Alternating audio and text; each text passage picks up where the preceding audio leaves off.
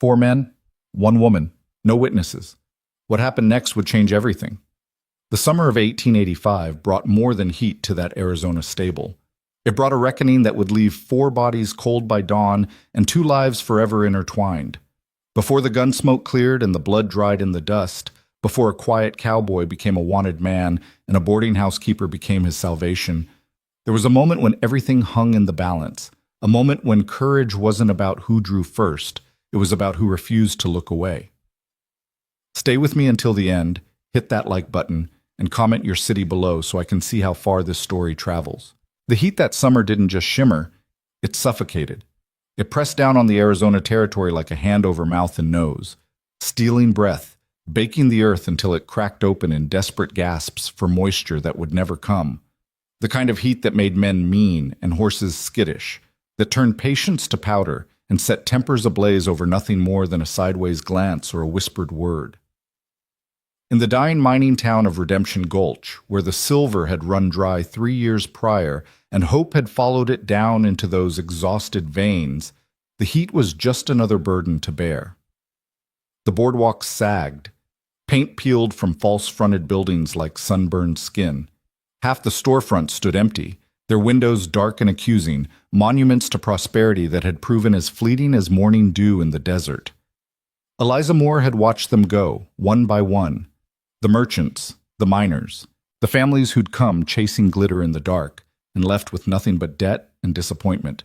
She'd stood on the porch of her boarding house, her father's boarding house, though he'd been 3 years in the ground, and she'd watched the town hollow itself out like a rotten tooth. But she'd stayed, not because she loved Redemption Gulch, not because she harbored some romantic notion about the frontier or the West or any of that nonsense the dime novels like to peddle back east. She stayed because she had nowhere else to go, nothing else to her name, and because the boarding house, shabby and weather-beaten as it was, represented the sum total of her inheritance, her livelihood, and her future all rolled into one sagging structure at the edge of a town that was busy dying. She was 24 years old, unmarried, and alone in a place where being all 3 of those things simultaneously marked you as either pitiable or suspicious, depending on who was doing the looking. Eliza tried not to care about the looking. She kept her head down, her rates fair, and her standards minimal. She didn't ask questions when drifters paid in silver coin that might have come from less than honest work. She didn't comment when men came to stay for a night and were gone by dawn, moving on before whatever they were running from could catch up. She provided clean sheets when she could manage it, hot meals when supplies allowed, and a roof that mostly didn't leak. In return, she asked only that her boarders keep their violence outside her walls and their opinions about her situation to themselves. Most complied. Some didn't. She'd learned to handle both. On that particular evening, the last evening her life would ever be simple, Eliza was thinking about the stable behind the boarding house and the roan mare that had been acting poorly since morning. The horse belonged to a guest, a railway surveyor passing through on his way to California, and he'd paid 2 weeks in advance. The last thing she needed was for his horse to take sick on her watch. Bad enough that the town was dying. She couldn't afford a reputation for carelessness on top of it. The sun was lowering toward the western hills, turning the sky the color of a fresh bruise, purple and orange and angry red all bleeding together. The heat hadn't broken. If anything, it had intensified in that particular way it did just before sunset, when the earth gave back all the punishment it had absorbed throughout the day. Eliza crossed the dusty yard between the boarding house and the stable, her boots kicking up small clouds with each step. She'd changed from her day dress into something older, something she didn't mind getting dirty. Her dark hair was pinned up off her neck, though tendrils had escaped to stick to her damp skin. She carried a brush in one hand and a bucket of oats in the other. The stable was a low structure, weathered gray wood with a roof that dipped in the middle like a swayback mule. It smelled of hay and manure and horse sweat. Not pleasant, but familiar. Honest. There were 4 stalls inside, though only 2 were currently occupied. The roan mare in the first stall, and old Samson, her own gelding, in the back. The moment she stepped inside, she knew something was wrong. It wasn't anything she could name at first, just a feeling. A prickling at the back of her neck, a sudden awareness that made her hands tighten on the bucket handle. The light inside was dim, falling in dusty shafts through gaps in the walls. The air was thick and still in that way that happens when even the flies stop moving. The roan mare stood in her stall with her head low, ears swiveling, nervous. Samson was absolutely silent in the back, which wasn't like him. Usually he'd nicker when she came in, hoping for an apple or a scratch between the ears. Eliza set the bucket down slowly. "Easy, girl," she said softly to the mare, though her own pulse had begun to hammer in her throat. That's when she heard it, the smallest sound, leather creaking, a boot sole scraping against packed dirt. She turned. 4 men stood between her and the stable door. They must have been waiting in the shadows, pressed back into the corners where the light didn't reach. Now they moved forward, spreading out in a loose semicircle that cut off any path to the exit. Eliza's stomach dropped like a stone down a well. She knew these men. Everyone in the territory knew these men, or knew of them. The Keller brothers. Ray Keller stood in the center, the oldest and the meanest. He was tall and raw-boned, with a face like saddle leather left too long in the sun. His eyes were the color of dirty ice, and they had a flatness to them that spoke of a man who'd killed before, and would do so again without losing sleep. He wore 2 guns, tied low, and his hands hung loose at his sides in the way of someone very confident in their ability to use them. To his right was Virgil, shorter and broader, with a beard that didn't quite hide the scar running from his temple to his jaw. He was grinning, showing teeth that were crooked and brown with tobacco stains. Of the 4, Virgil was the one who enjoyed the violence. Ray did it when necessary. Virgil did it because it pleased him. The other 2, Caleb and Deke, were younger, 20 and 19 respectively. Still boys in some ways, but boys who'd been raised up hard by older brothers who taught them that power came from fear and that the weak existed only to be exploited. Caleb had his thumbs hooked in his belt, trying to look casual, but his eyes kept darting to Ray as if seeking approval. Deke stood slightly apart, picking at his fingernails with a knife, pretending disinterest, but watching Eliza with a focus that made her skin crawl. "Miss Moore," Ray said, his voice like gravel shifting. "Didn't mean to startle you." That was a lie. Of course they'd meant to startle her. They'd waited until she was alone, until the angle of the sun made it unlikely anyone would see them slip into the stable, until she'd be cornered with no help and no witnesses. Eliza's mind raced. The boarding house was 30 yards away. She'd have to scream, and she'd have to hope someone was close enough to hear, and that they'd care enough to investigate. In Redemption Gulch, that was far from guaranteed. Most folks had learned to mind their own business when the Kellers were involved. Her options were limited and getting narrower by the second. She straightened her spine and lifted her chin, meeting Ray Keller's flat gaze with one of her own. "You're trespassing," she said, and was proud that her voice came out steady. "This is private property." Virgil laughed at that, a wet sound that came from deep in his chest. "Private property," he repeated, like it was the funniest thing he'd heard all week. "You hear that, Ray? We're trespassing." Ray didn't laugh. He took a step closer, and Eliza had to fight the urge to step back. Retreating would show fear, and fear was the worst thing she could show these men. Fear was blood in the water. "We're not here to cause trouble," Ray said, though his tone suggested otherwise. "We're here to talk about a business matter." "I don't have any business with you," Eliza said. "Well, see, that's where you're wrong." Ray pulled a folded piece of paper from his pocket, made a show of unfolding it slowly. "Says here your property taxes are overdue. 3 months overdue, to be specific." Eliza's heart sank further, but she kept her expression neutral. The taxes. Of course. She'd been scraping by so close to the edge that she'd had to choose between paying the territory and keeping food on the table for her boarders. She'd gambled that she could make up the difference before anyone came collecting. She'd gambled wrong. "The territorial assessor comes through in September," she said. "I have time." "Well, here's the thing." Ray's smile was thin and cold. "The territorial government is a long way away and not much inclined to travel all this distance for small potatoes. So they sell the collection rights to folks willing to do the work for them, folks like us." That was legal, Eliza knew. Barely, but legal. And it meant she was in even deeper trouble than she'd thought. "How much?" she asked, though she already knew the answer would be more than she had. $87.40, Ray said, plus interest, plus our collection fee. Call it an even $120. She didn't have $120. She didn't have $50. She had maybe $30 in the cash box hidden under a loose floorboard in her room, and that was supposed to last her through to the end of the month. "I'll need time," Eliza said. "I can pay in installments." "We're not a bank, Miss Moore." This from Caleb, trying to sound tough, trying to sound like his older brother. "We're not in the installment business." Ray held up a hand, silencing Caleb without even looking at him. "My brother's right, though perhaps not as diplomatic as he might be. We need payment now, today." "But—" He paused, letting the word hang there. "We're reasonable men. We understand cash money can be hard to come by in times like these."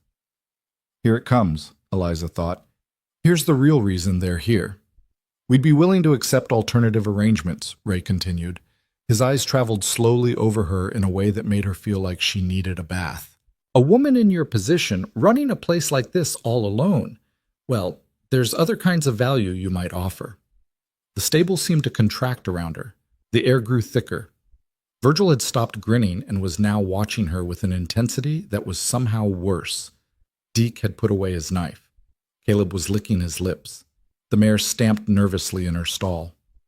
Eliza looked at the brush still gripped in her right hand. It was a poor weapon. Laughable, really. But it was all she had. "No," she said simply. Ray's eyebrows went up. "No?"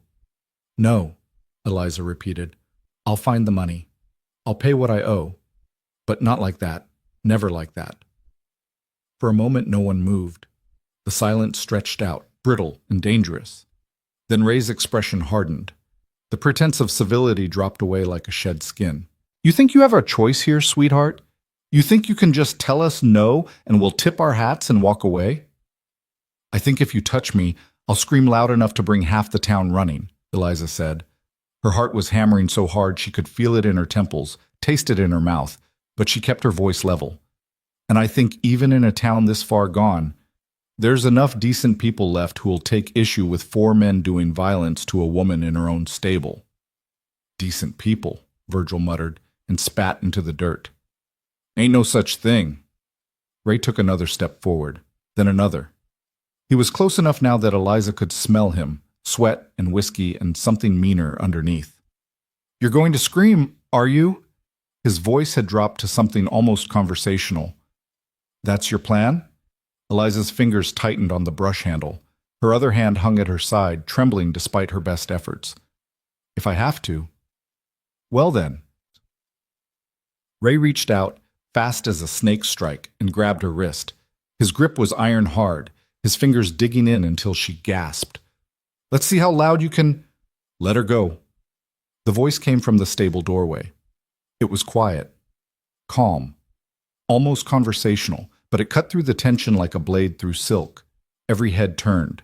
A man stood silhouetted against the dying light, tall and lean, his face hidden in shadow. He didn't have his hand on a weapon, wasn't even standing in a particularly aggressive stance, just standing there, relaxed, like he'd walked up on a conversation about the weather rather than 4 men cornering a woman in a stable. Ray's hand stayed locked on Eliza's wrist, but his attention had shifted entirely to the newcomer. "This doesn't concern you, friend. Best you move along." The man didn't move along. Instead, he took a single step inside and the light caught him properly. Eliza recognized him then. Jacob Hale, the new ranch hand who'd taken a room at the Boardinghouse 3 weeks back. He was quiet, kept to himself mostly, paid his rent on time and never caused trouble. She knew almost nothing about him except that he worked for the Double Bar Spread 10 miles out and that he had a way of watching the world like he was waiting for it to do something interesting. He was watching now, his gray eyes moving from Ray to Virgil to Caleb to Deke and back again, measuring, calculating. "You're right," Jacob said. "This doesn't concern me, but I'm making it my concern. So I'll say it once more, nice and polite. Let her go." Virgil moved first, his hand dropping to his gun. But before he could clear leather, Jacob spoke again. "Before you do something permanent," he said, still in that same calm tone, "you might want to look over your shoulder." Virgil froze. So did the others. Slowly, Ray turned his head. At the stable entrance, partially hidden by the doorframe, was a figure Eliza recognized even at a distance. Tom Wyatt, the town marshal. He was an old man, past 60, with a bad leg and worse eyesight. Half the town dismissed him as used up, a relic of rougher times now coasting toward retirement. But he wore a badge, and he was holding a shotgun, and from this distance even bad eyesight didn't matter much. "Evening, Ray," Tom called out. His voice was reedy but carried. "Didn't expect to find you boys in town. Thought you were working that claim up north." Ray's jaw worked. His grip on Eliza's wrist loosened slightly. "Just conducting some business, Marshal. Nothing that concerns the law." "Well, see, that's the funny thing about the law," Tom said, stepping fully into view now. The shotgun wasn't quite pointed at anyone, but it wasn't quite not pointed at them either. It concerns itself with all manner of things. Private conversations in stables, for instance. Particularly when the conversation looks like it might be turning toward something unfortunate. "This is tax collection," Ray said, but there was less certainty in his voice now. "Legal tax collection. We got the papers to prove it." "I'm sure you do," Tom agreed, "and I'm sure Miss Moore will be happy to review them in proper daylight, maybe with a lawyer present to make sure everything's above board. But right now, it's getting on toward dark, and I don't think any more business needs conducting today. So why don't you boys head on back to wherever you're staying, and we'll sort this all out tomorrow when cooler heads can prevail." For a long moment, nobody moved. Eliza could feel the violence coiled in Ray's body, could feel him weighing his options. 4 of them against one old marshal and one unarmed cowboy. The math wasn't difficult, but Jacob hadn't moved, hadn't shown even a flicker of concern, and something about that stillness, that absolute calm, seemed to give Ray pause. Finally, slowly, Ray released Eliza's wrist. She stumbled back, cradling her arm against her chest, feeling the places where his fingers had dug in deep enough to leave marks. "Tomorrow, then," Ray said, his eyes fixed on Jacob rather than the marshal. "We'll be back to settle accounts." "Looking forward to it," Jacob said, and incredibly, he smiled. It wasn't a warm smile. It was the smile of a man who'd just been dealt a winning hand and was trying to decide how much to bet. The Keller brothers filed out of the stable, moving past Tom and Jacob with a careful distance, like dogs avoiding a wire they couldn't see but knew was there. Ray was last to leave. He paused in the doorway, looked back at Eliza. "This isn't finished," he said. Then they were gone, boot heels thudding away into the gathering dusk. Tom lowered the shotgun with a sigh that seemed to come from somewhere deep in his bones. "You all right, Miss Moore?" Eliza nodded, though her hands were shaking now, the adrenaline that had kept her spine straight and her voice steady finally ebbing away to leave her weak-kneed and trembling. "Yes, thank you, Marshal, both of you." Jacob moved to the door, watching the Kellers disappear down the main street. His expression was unreadable. Tom limped over to Eliza, peering at her wrist where Ray had grabbed her. "Going to bruise," he said, "but nothing broken. You're lucky, girl. The Kellers, they're bad business. Always have been." "How did you know to come?" Eliza asked. Tom glanced at Jacob. "Didn't. Was making my evening rounds when this fellow here flagged me down, said he'd seen the Kellers heading toward your stable and thought it might be wise to check in." Eliza looked at Jacob with new eyes. "You saw them?" Jacob turned from the doorway. "I was coming back from the ranch, saw them slip around back while you were inside. Didn't sit right." He shrugged, like it was nothing, like he hadn't just possibly saved her from something terrible. "Figured the marshal might want to know." "That was quick thinking," Tom said.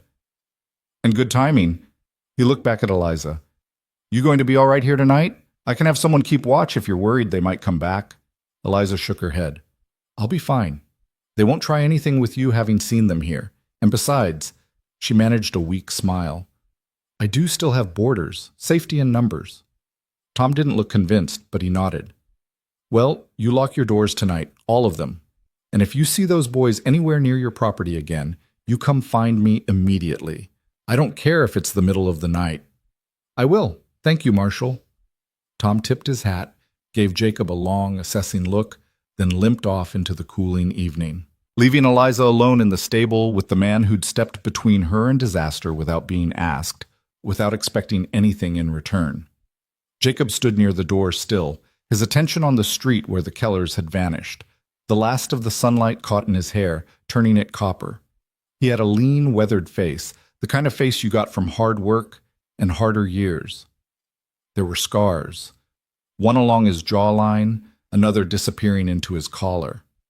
His hands were calloused, his stance that of a man accustomed to long days and uncertain nights.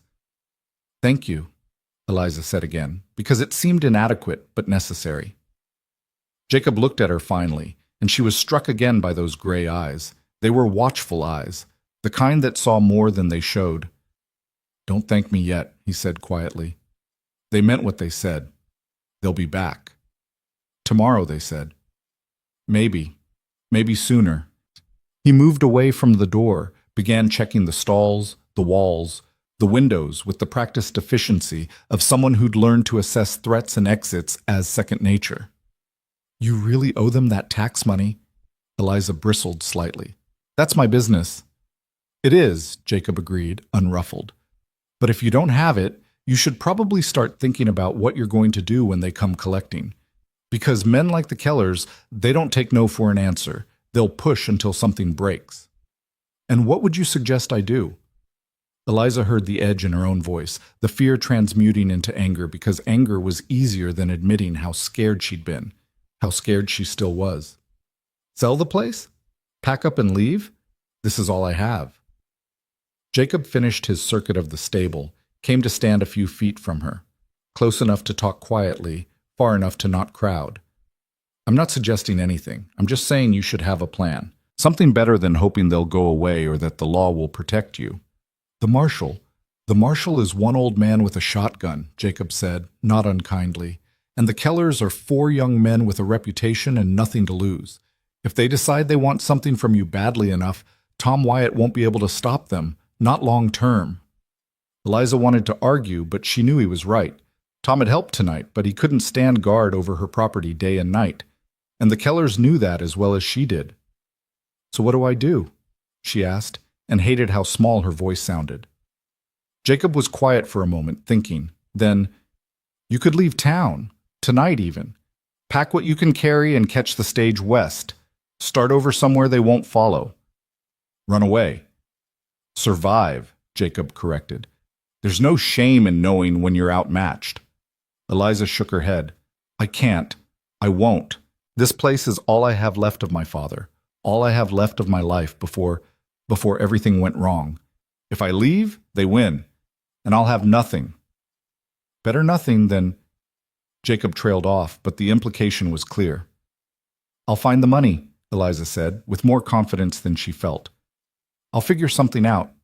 I have until tomorrow, maybe longer if I can negotiate. I'll make it work." Jacob studied her for a long moment, and she couldn't tell what he was thinking. Then he nodded slowly. "All right, it's your choice.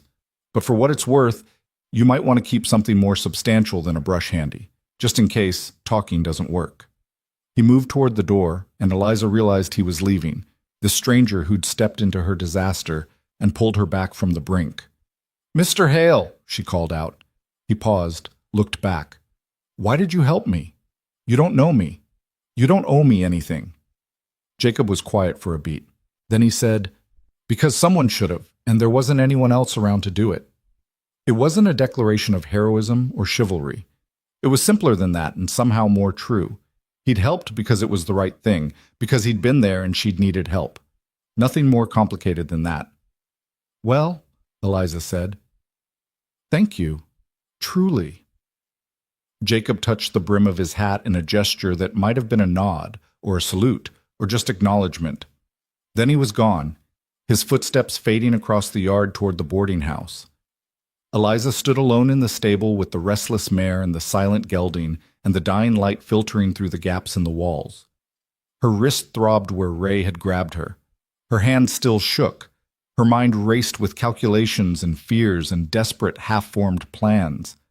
But underneath all of that was something else, something unexpected. She'd been cornered, outmatched, terrified, and someone had stood between her and that terror without hesitation, without expectation of reward. It was a small thing, maybe, one moment of decency in an indifferent world. But as she locked up the stable and made her way back to the boarding house through the gathering dark, as she checked every door and every window twice before she could even think about sleeping, as she lay in her narrow bed staring at the ceiling and trying to plan for a tomorrow that suddenly seemed full of teeth and uncertainty, That small thing felt like the only solid ground in a world that had just shifted beneath her feet. She didn't sleep that night. And when dawn finally came, gray and hot and promising nothing, Eliza rose to discover that everything she thought she knew about Jacob Hale, about the Kellers, and about her own ability to survive in a town that didn't care who lived or died, was about to be tested in ways she couldn't possibly imagine. Dawn brought no relief from the heat, only a different quality of misery, the kind that started before the sun had fully cleared the horizon and promised to get worse with every passing hour. Eliza was already awake when the first light touched her window. She'd spent the night in a half-conscious state, drifting in and out of shallow sleep plagued by dreams of hands grabbing, voices threatening, doors that wouldn't lock no matter how many times she tried. Every creak of the old boarding house settling, every distant sound from the street below had jerked her back to full alertness, heart pounding, waiting for bootsteps on the stairs or fists on her door. Neither came. The night passed without incident. But the waiting had been its own kind of torture. She rose stiffly, her body aching from tension, and dressed in the gray light. Her wrist was mottled with bruises where Ray Keller's fingers had dug in, dark purple blooms against pale skin. She covered them with long sleeves despite the heat, unwilling to answer the questions they'd provoke from her other boarders. Downstairs, the boarding house was quiet. Most of her current guests were working men who rose early and returned late.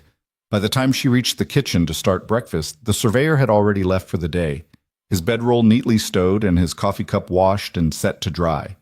The other two rooms were occupied by a pair of ranch hands from a spread south of town, decent men who kept to themselves and never caused trouble.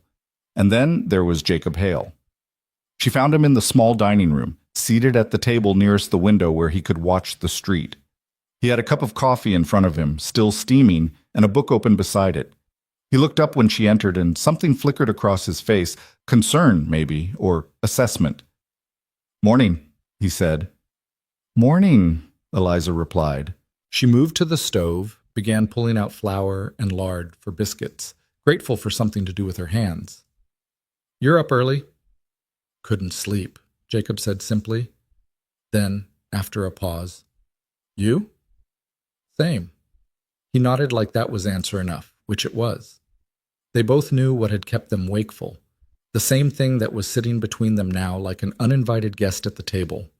Eliza worked in silence for a few minutes, mixing dough, shaping biscuits, sliding them into the oven. The familiar routine was soothing in its way. Behind her, she heard Jacob turn a page in his book, take a sip of coffee. Normal sounds, ordinary sounds. But there was nothing ordinary about the tension coiled beneath the surface of the morning. "They'll come today," Jacob said finally. Not a question. "Maybe." Eliza kept her eyes on the stove. "Or maybe they'll wait. Try to let me sweat it out." "That's not their style." Jacob closed his book. "Men like the Kellers, they push hard and fast. They don't wait because waiting gives people time to prepare, time to find help, time to get brave. They'll come today, probably before noon." Eliza turned to face him. "You sound like you know them." "I know the type." Jacob's expression was neutral, but something in his eyes suggested experience. "I've seen their kind before. Different names, same methods. Fear and violence are their trade, and business is always good." "So what do I do?" Jacob leaned back in his chair, regarded her steadily. "You asked me that last night. Answer's the same. Leave, pay them, or stand your ground and hope the law protects you. Those aren't great options." "No," Jacob agreed. "They're not, but they're the only ones you've got." Eliza felt a flare of frustration. "You're not very encouraging." "You want encouragement or you want the truth?" That stopped her. She looked at this man she barely knew, this quiet cowboy who'd stepped into her nightmare without hesitation and was now sitting in her dining room telling her hard truths before breakfast. There was something steady about him, something solid, but there was also something guarded, like he was keeping parts of himself locked away where curious eyes couldn't reach. "The truth," she said finally. "Always the truth." "All right then." Jacob stood, brought his cup to the counter where she was working. Up close, she could see the lines around his eyes, the gray threading through his dark hair, the scars that marked him as a man who'd lived rough. "Truth is, you're in a bad spot. The Kellers want money you don't have, and they're not above taking other payment if cash isn't forthcoming. The law can't protect you around the clock, and this town doesn't have enough people who'll stand up to men with guns and bad reputations. You stood up to them, Eliza pointed out. I did, Jacob acknowledged, but I'm one man, and I won't always be around when you need help. Sooner or later, you're going to have to face this on your own. Then teach me. Jacob blinked. What? Teach me. Eliza met his eyes, her jaw set. You know how to handle men like that. I saw it yesterday, the way you talked to them, the way you moved, the way you didn't flinch. Teach me to do that. Jacob shook his head slowly. That's not something you can learn in a day. Then teach me what you can, please. She hated the pleading note in her voice, but desperation had a way of stripping away pride. I can't run, and I can't pay them. So if I'm going to stand my ground, I need to know how. For a long moment, Jacob said nothing. He studied her with those watchful gray eyes, and she had the sense of being weighed, measured, evaluated according to criteria she couldn't name. Then he said, All right, finish breakfast, take care of your guests. Then meet me out back by the stable in an hour. Relief flooded through her. Thank you. Don't thank me yet, Jacob said, echoing his words from the night before. You might not like what I have to teach. He returned to his table, picked up his book, and resumed reading like the conversation had never happened. Eliza turned back to the stove, pulled out the biscuits, golden and perfect, and tried to ignore the trembling in her hands. The hour passed in a blur of activity. She served breakfast to the ranch hands, cleaned up after, made beds and tidied rooms. Normal work. Everyday work. But her mind was elsewhere, circling endlessly around the problem of the Kellers, the money she didn't have, the confrontation that was coming whether she wanted it or not. When she finally made her way out to the stable, the sun was climbing toward its zenith, and the heat was already oppressive. Jacob was waiting in the shade of the building, his hat tipped back, arms crossed over his chest. You came, he said, sounding faintly surprised. I said I would. Lots of people say things they don't mean. Jacob pushed off from the wall, gestured for her to follow him around to the back of the stable where they'd be out of sight from the street. First lesson, the Kellers aren't going to hurt you because they want to. They're going to hurt you because they think it'll get them what they want.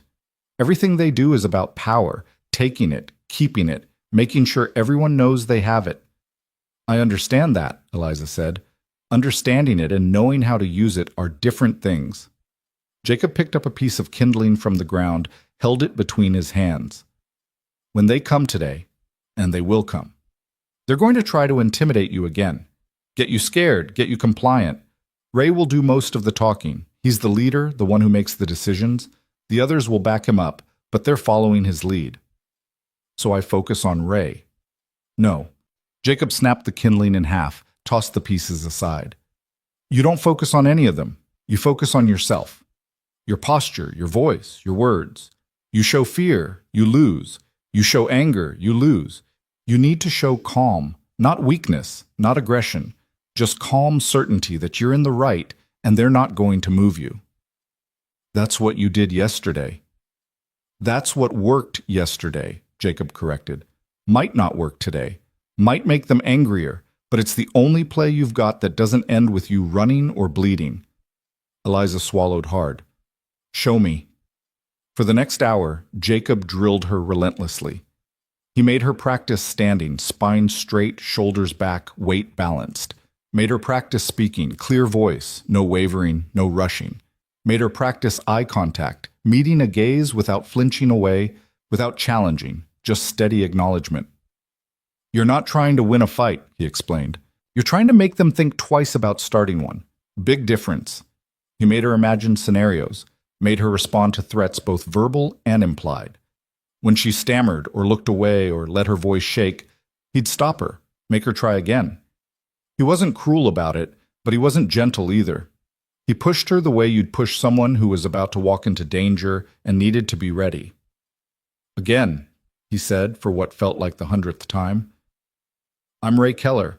I'm telling you that you owe me money, and I'm going to take your property if you don't pay. What do you say? Eliza took a breath, centered herself the way he'd shown her. The property is mine, legally purchased and registered with the territorial government. You have no claim to it, and I won't be intimidated into surrendering what's rightfully mine." Jacob nodded slowly. "Better. But you're still thinking too much. Stop planning what to say and just say it. Confidence doesn't come from having the perfect words. It comes from believing you have the right to speak in the first place." "That's easy for you to say." "No," Jacob said quietly. "It's not. But I learned it anyway because the alternative was worse." There was something in his voice, something dark and old, that made Eliza pause. She wanted to ask what he meant, what had happened to teach him these lessons, but the shuttered look on his face told her the question wouldn't be welcome. Instead, she said, "Again, let's do it again." They were still practicing when the sound of horses reached them, multiple horses, moving at a walk down the main street. Jacob's head came up instantly, his whole body going still in that way prey animals do when they sense a predator. "They're here," he said. Eliza's stomach clenched. "How do you know it's them?" "I know." Jacob moved to the corner of the stable, peered around carefully. Then he turned back to her, his expression grim. "All 4 of them, plus 2 more I don't recognize. They're armed, and they're coming this way." 6 men, not 4. Somehow that made it worse. "What do I do?" Eliza heard the panic creeping into her voice, fought to push it down. Jacob gripped her shoulders, made her look at him. "You do exactly what we practiced. You stand tall, you speak clearly, and you don't give them an inch. I'll be there. But this is your property and your fight. You have to lead it." "I can't." "You can," Jacob said firmly. "You're stronger than you think. I saw it yesterday when you told them no. You've got steel in you, Eliza Moore. Time to show them again." The use of her first name, the absolute certainty in his voice, it steadied her somehow. She nodded, straightened her spine, and together they walked around to the front of the boarding house just as the riders came to a halt in the dusty yard. Ray Keller sat his horse like a man born to the saddle, his cold eyes sweeping over the property with the air of someone already counting it as his own. Virgil was beside him, grinning that ugly grin. Caleb and Deke flanked them, and behind were 2 men Eliza didn't recognize. One short and stocky with a shotgun across his saddle, the other lean and nervous-looking with a pistol on each hip. "Miss Moore," Ray said, touching his hat in a mockery of politeness. "Lovely morning, isn't it?" "What do you want?" Eliza kept her voice level, used the techniques Jacob had drilled into her. Don't show fear, don't show anger, just calm certainty. "Now, that's not very hospitable," Ray said. "Here we've come all this way to conduct business, and you can't even offer us a proper greeting?" "Your business was yesterday," Eliza said. "I told you I'd need time to arrange payment. And I told you we're not in the time-giving business." Ray swung down from his horse with easy grace. The others followed suit, forming a loose semicircle in front of the boarding house. 6-2. The odds were even worse than yesterday. "But I'm a reasonable man, so I brought you some options." He gestured to the stocky man with the shotgun. "This here is Mr. Pettigrew. He's a land assessor, duly licensed by the territory. He's prepared to make you an offer for this property. A fair offer, cash in hand, all legal and proper." "I'm not selling," Eliza said. "You haven't heard the offer yet," Ray pointed out. "I don't need to. This property isn't for sale." Ray's smile thinned. "See, that's where you're being unreasonable. You owe money you can't pay. We're offering you a way out that leaves everyone happy. You get enough to settle your debt and maybe a little extra to start fresh somewhere else. We get the property, clean, simple." "How much?" Jacob spoke for the first time, his voice carrying across the yard. Ray's eyes shifted to him, and something dangerous flickered there. "I didn't realize you were part of this conversation, Hale." "I'm her boarder," Jacob said easily. "Just curious what you boys consider a fair price for a working property with a stable, 6 rooms, and water rights." $300, Pettigrew said. The assessor stepped forward, produced a piece of paper from his pocket. "All official. I've done the calculations, assessed the value. 300 is more than fair for a place this size in a dying town." Eliza felt her heart sink. $300 was a fraction of what the property was worth, even in Redemption Gulch's current state. But it was more money than she'd ever seen in one place, and part of her, the scared, exhausted part, wanted desperately to take it, to walk away from this nightmare and let it be someone else's problem. But another part of her, the part that Jacob had been working to strengthen all morning, balked at the injustice of it. "The property's worth at least twice that," she said. "Probably more. You're trying to rob me." "Rob is a strong word," Ray said, his voice hardening. "We're trying to help you out of a situation you can't handle on your own, but if you'd rather we go the other route—" He let the threat hang unfinished. "What other route?" Eliza demanded, even though she knew she shouldn't ask, knew it would give him an opening. Ray's smile returned, cold and sharp. "Well, there's the matter of the debt itself. See, when you don't pay what you owe, the territory has certain rights. They can seize property, sell it at auction to cover the outstanding amount. That process takes time, though, months usually, during which the property would need to be secured, maintained, protected from accidents." "Accidents," Eliza repeated flatly. "Fires happen," Virgil put in helpfully, "especially in old buildings. Dry wood, summer heat. Real tragedy when a place burns down, particularly if someone's inside at the time." Jacob moved then, a subtle shift that put him slightly in front of Eliza. His hands hung loose at his sides, but there was something about the way he stood, balanced, ready, that made every man in that yard take notice. "That sounds like a threat," Jacob said conversationally. "It's a statement of fact," Ray said. "Bad things happen to people who don't pay their debts. That's just the way of the world." "And if I sell?" Eliza asked. She was stalling now, trying to think, trying to find a way out of the corner they were backing her into. "If I take your $300, what happens to the debt?" "Debt's paid," Ray said. "You walk away clean, no trouble, no accidents, fresh start." It was a trap, Eliza knew. Even if she agreed, even if she took the money, men like Ray Keller didn't honor deals when there was no one to force them. They'd take the property, pocket the cash, and probably come after her anyway for whatever other imagined slight they could conjure. And $300 wouldn't last long, certainly not long enough to establish herself somewhere new. But what choice did she have? She opened her mouth to speak, to say something, though she didn't know what. "The debt's already paid," Jacob said. Everyone turned to stare at him, including Eliza. "Excuse me?" Ray's voice was dangerously soft. "The debt," Jacob repeated calmly.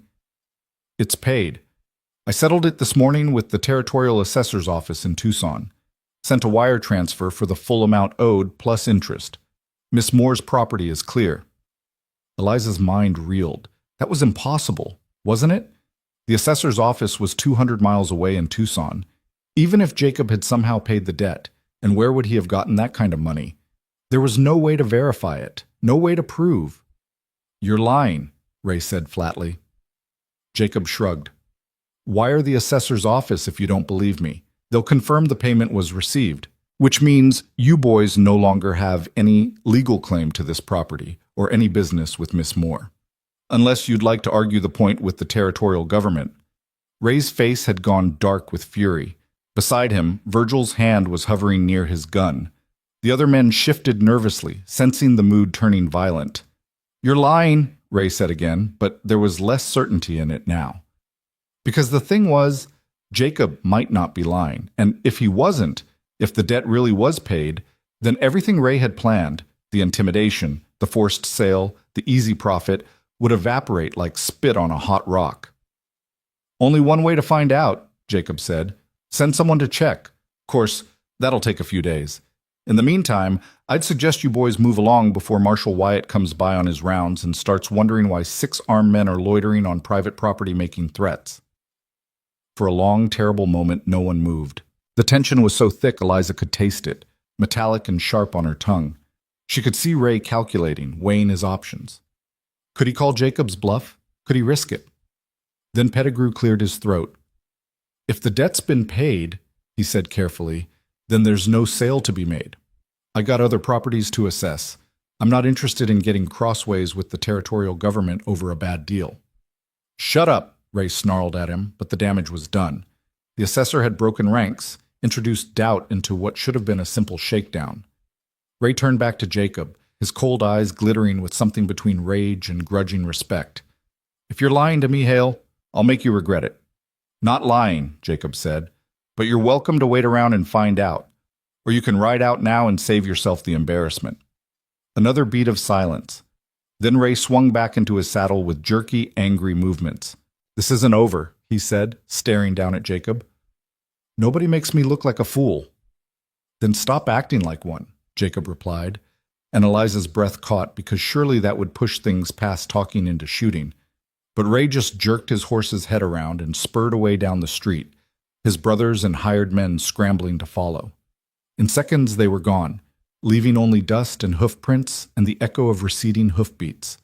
Eliza stood frozen, her heart hammering, her mind struggling to process what had just happened.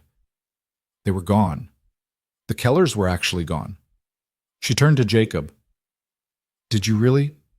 "No," Jacob said quietly. He was watching the street, making sure they were truly gone. "I didn't pay anything, couldn't, don't have that kind of money." "But you said—" "I lied." He looked at her then, and his expression was grim. "I bought you time, nothing more. When Ray checks, and he will check, he's going to discover there was no payment. And then he's going to come back here angry enough to do something permanent."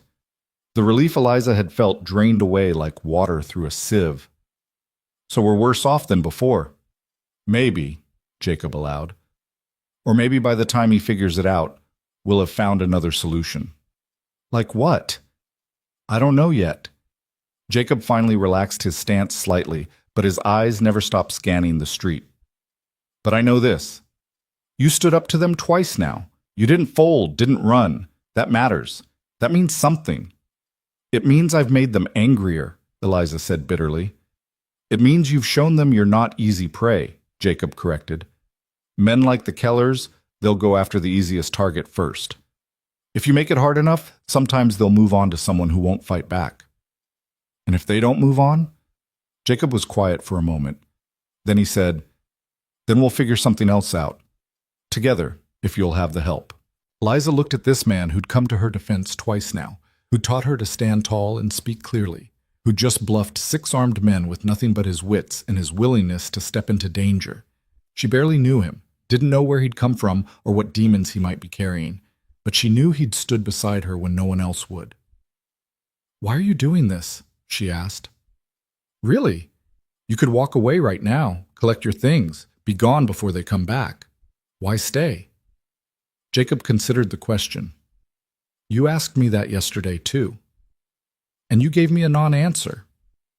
"Did I?" A ghost of a smile crossed his face. "Maybe because the real answer's too simple to be satisfying." "Try me." Jacob met her eyes. "Because I've been where you are, cornered, outmatched, with nowhere to run and no one to help. Someone stood up for me once when they didn't have to, made all the difference." He shrugged. "Maybe this is me paying that forward." It was, Eliza thought, exactly the kind of answer someone would give if they were carrying weight they didn't want to talk about. But it was also honest in its way, and right now she'd take honest help from a mysterious stranger over no help at all. "Then thank you," she said. "Again, still, I don't have enough words for it." "Don't need words," Jacob said. "Just need to stay smart and stay ready, because when the Kellers come back, and they will come back, all the talking in the world won't be enough." His hand moved to his hip, rested there casually, and for the first time Eliza noticed the gun holstered there. Not tied down like a gunfighter's, just worn like a tool. But something about the way his hand settled on it, comfortable and familiar, made her wonder just what kind of tool it had been for him in the past. "Come on," Jacob said, breaking her train of thought. "Let's get inside. No sense standing out here making ourselves targets." They returned to the boarding house, and Eliza went through the motions of the rest of the day in a kind of daze. She served lunch to her boarders, none of whom seemed aware that anything unusual had happened. She cleaned, she mended, she dealt with the 100 small tasks that running a boarding house required. Normal life, ordinary life, as if 6 men hadn't just threatened to burn her out of her home. But every time she passed a window, she looked out. And every time she looked, Jacob was there somewhere, by the stable, on the porch, at the corner of the building where he could watch the street. Not hovering, not obvious about it, just present, standing watch. As the afternoon bled toward evening and the heat finally began to break, Eliza found herself on the back porch with a basket of mending, trying to keep her hands busy. Jacob was sitting on the steps, whittling at a piece of wood with a small knife, his attention split between his work and the approaches to the property. "You don't have to keep guard," Eliza said. "You need rest too." "I'm resting," Jacob said, not looking up from his whittling. "You've been watching the street for hours." "Habit." He brushed shavings off his knee. "Hard to break once you've learned it." "Learned it where?" Jacob paused, and Eliza thought he might not answer. Then, "Lots of places, none of them particularly pleasant." "You were in the army?" "For a while." He resumed his whittling, "among other things." "What other things?" Now he did look up, and there was something guarded in his expression. "Things I don't much like talking about, if that's all right." It wasn't, quite. Eliza's curiosity was burning now, desperate to understand who this man really was, and what had shaped him into someone who could face down armed men without flinching. But she also understood boundaries, understood that some doors needed to be opened from the inside. "All right," she said. "But Jacob, if we're going to keep facing trouble together, I'd like to know who I'm standing beside." "Fair enough," Jacob acknowledged. "And when the time's right, maybe I'll tell you. But right now, all you need to know is that I'm on your side and I'll do what I can to help you keep what's yours." It wasn't enough, but it was something. Eliza bent back to her mending, and they sat in companionable silence as the sun sank lower and painted the desert gold and amber and crimson. When full dark finally came and the stars began to prick through the deepening blue, Jacob stood and stretched. "I'm going to do a final walk around the property. Lock up behind me and don't open the door unless you know who's knocking." "You sound like you're expecting them to come back tonight." "I'm expecting anything," Jacob said. "That way I won't be surprised." He disappeared into the darkness, and Eliza did as he'd instructed, locked every door, checked every window. Then she climbed the stairs to her small room and sat on the edge of her bed, staring at the bruises on her wrist and thinking about choices and consequences and the strange turns life could take.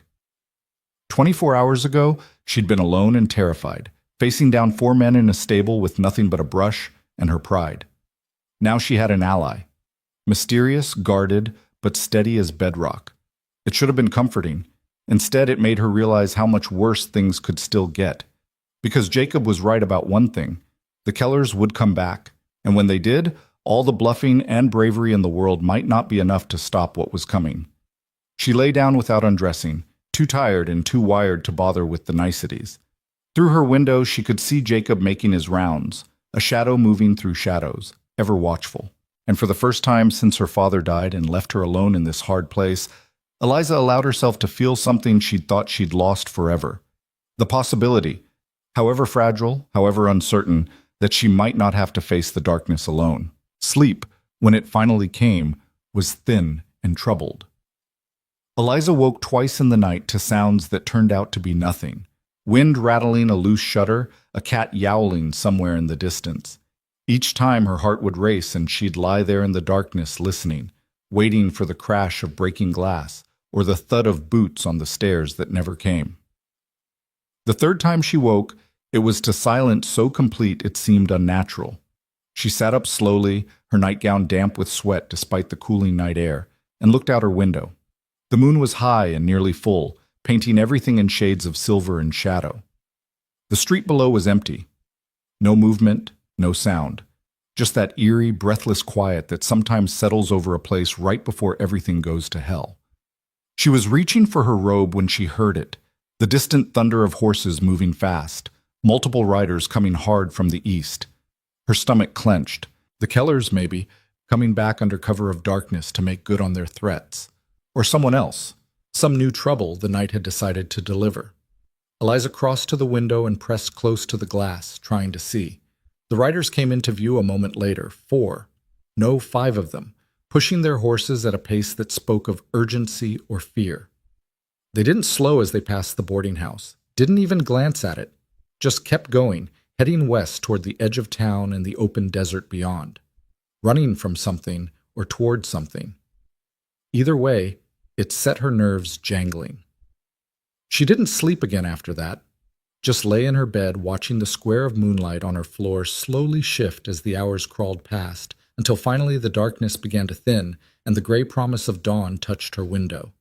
By the time she made it downstairs, the town was already stirring in that slow, reluctant way of a place that had nowhere important to be. The surveyor was gone again, and the two ranch hands were eating breakfast in silence, shoveling food into their mouths with the single-minded focus of men who had a long day of hard labor ahead. Jacob wasn't at his usual table. That absence sent a spike of worry through her that she tried to ignore. He was probably just sleeping late or already gone to work at the double-bar spread. But some instinct she couldn't name made her think otherwise. She was clearing the dishes when she heard the commotion from the street. Voices raised, people gathering, that particular quality of noise that meant something bad had happened and word was spreading fast. Eliza wiped her hands on her apron and stepped out onto the porch. A crowd was forming near the far end of the main street, maybe 20 or 30 people clustered together and more coming.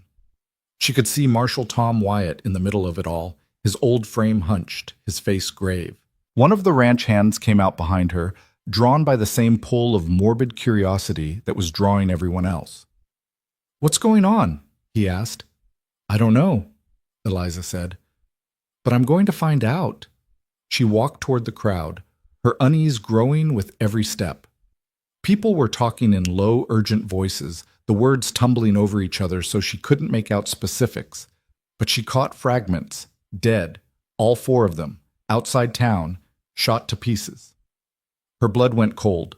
She pushed through to the front of the crowd where Tom Wyatt stood with Doc Halloran, the town's physician, and Henry Beck, who owned the general store and served as the unofficial mayor. Tom looked like he'd aged 10 years overnight, his face drawn and tired. "What happened?" Eliza asked. Tom turned, seemed to consider whether to answer, then sighed. "The Keller brothers are dead. All 4 of them. Someone found the bodies about an hour ago, out past the old mining road. They'd been shot, every one of them."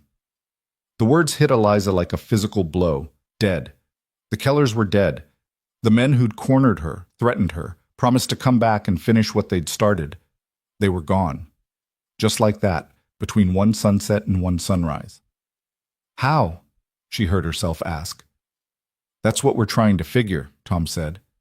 "Looks like someone ambushed them. They were all armed, but they never got their guns clear. Professional work, Doc says. Quick, clean, efficient." "Execution," Doc Halloran put in. He was a small man with wire-rimmed spectacles and hands that shook slightly from too many years doctoring people who couldn't pay him in anything but whiskey. That's what it was. Someone wanted them dead and had the skill to make it happen. "Any idea who?" Someone in the crowd called out. Tom shook his head. "No witnesses, no evidence except the bodies themselves. Could have been anyone with a grudge, and those boys had made plenty of enemies over the years." But even as he said it, Eliza saw the way Tom's eyes scanned the crowd, the way they lingered on certain faces. He was looking for someone, or looking for someone's absence. "Where's Jacob Hale?" Tom asked, his voice carrying over the murmur of the crowd. And there it was. The question Eliza had been dreading since she'd heard the news. "I don't know," she said, and was surprised her voice came out steady. "I haven't seen him this morning." "He's staying at your boarding house?" "Yes, but—" "He have words with the Kellers yesterday?" Tom pressed. "I heard there was another confrontation." "He stood up for me," Eliza said, feeling defensive now, and not entirely sure why. "They came to my property making threats, and Jacob helped me send them on their way. That doesn't make him a murderer." "Didn't say it did," Tom replied, but his expression said otherwise. "But it's curious timing, don't you think? The Kellers threaten you, Hale intervenes, and 12 hours later they're all dead. Man would have to be remarkably unlucky for that to be pure coincidence." "Or remarkably convenient," Henry Beck added. He was a sharp-faced man who'd never much cared for Eliza or her father before him, saw the boarding house as a blight on the town's reputation. Woman gets threatened, someone kills the men doing the threatening. Clear motive, clear opportunity. "You're saying I had something to do with this?" Eliza demanded, anger flaring hot in her chest. "I'm saying someone did," Henry shot back. "And your friend Hale seems like the most obvious candidate." "He's not my friend. He's my boarder," Eliza said, though even as the words left her mouth she knew they weren't quite true anymore.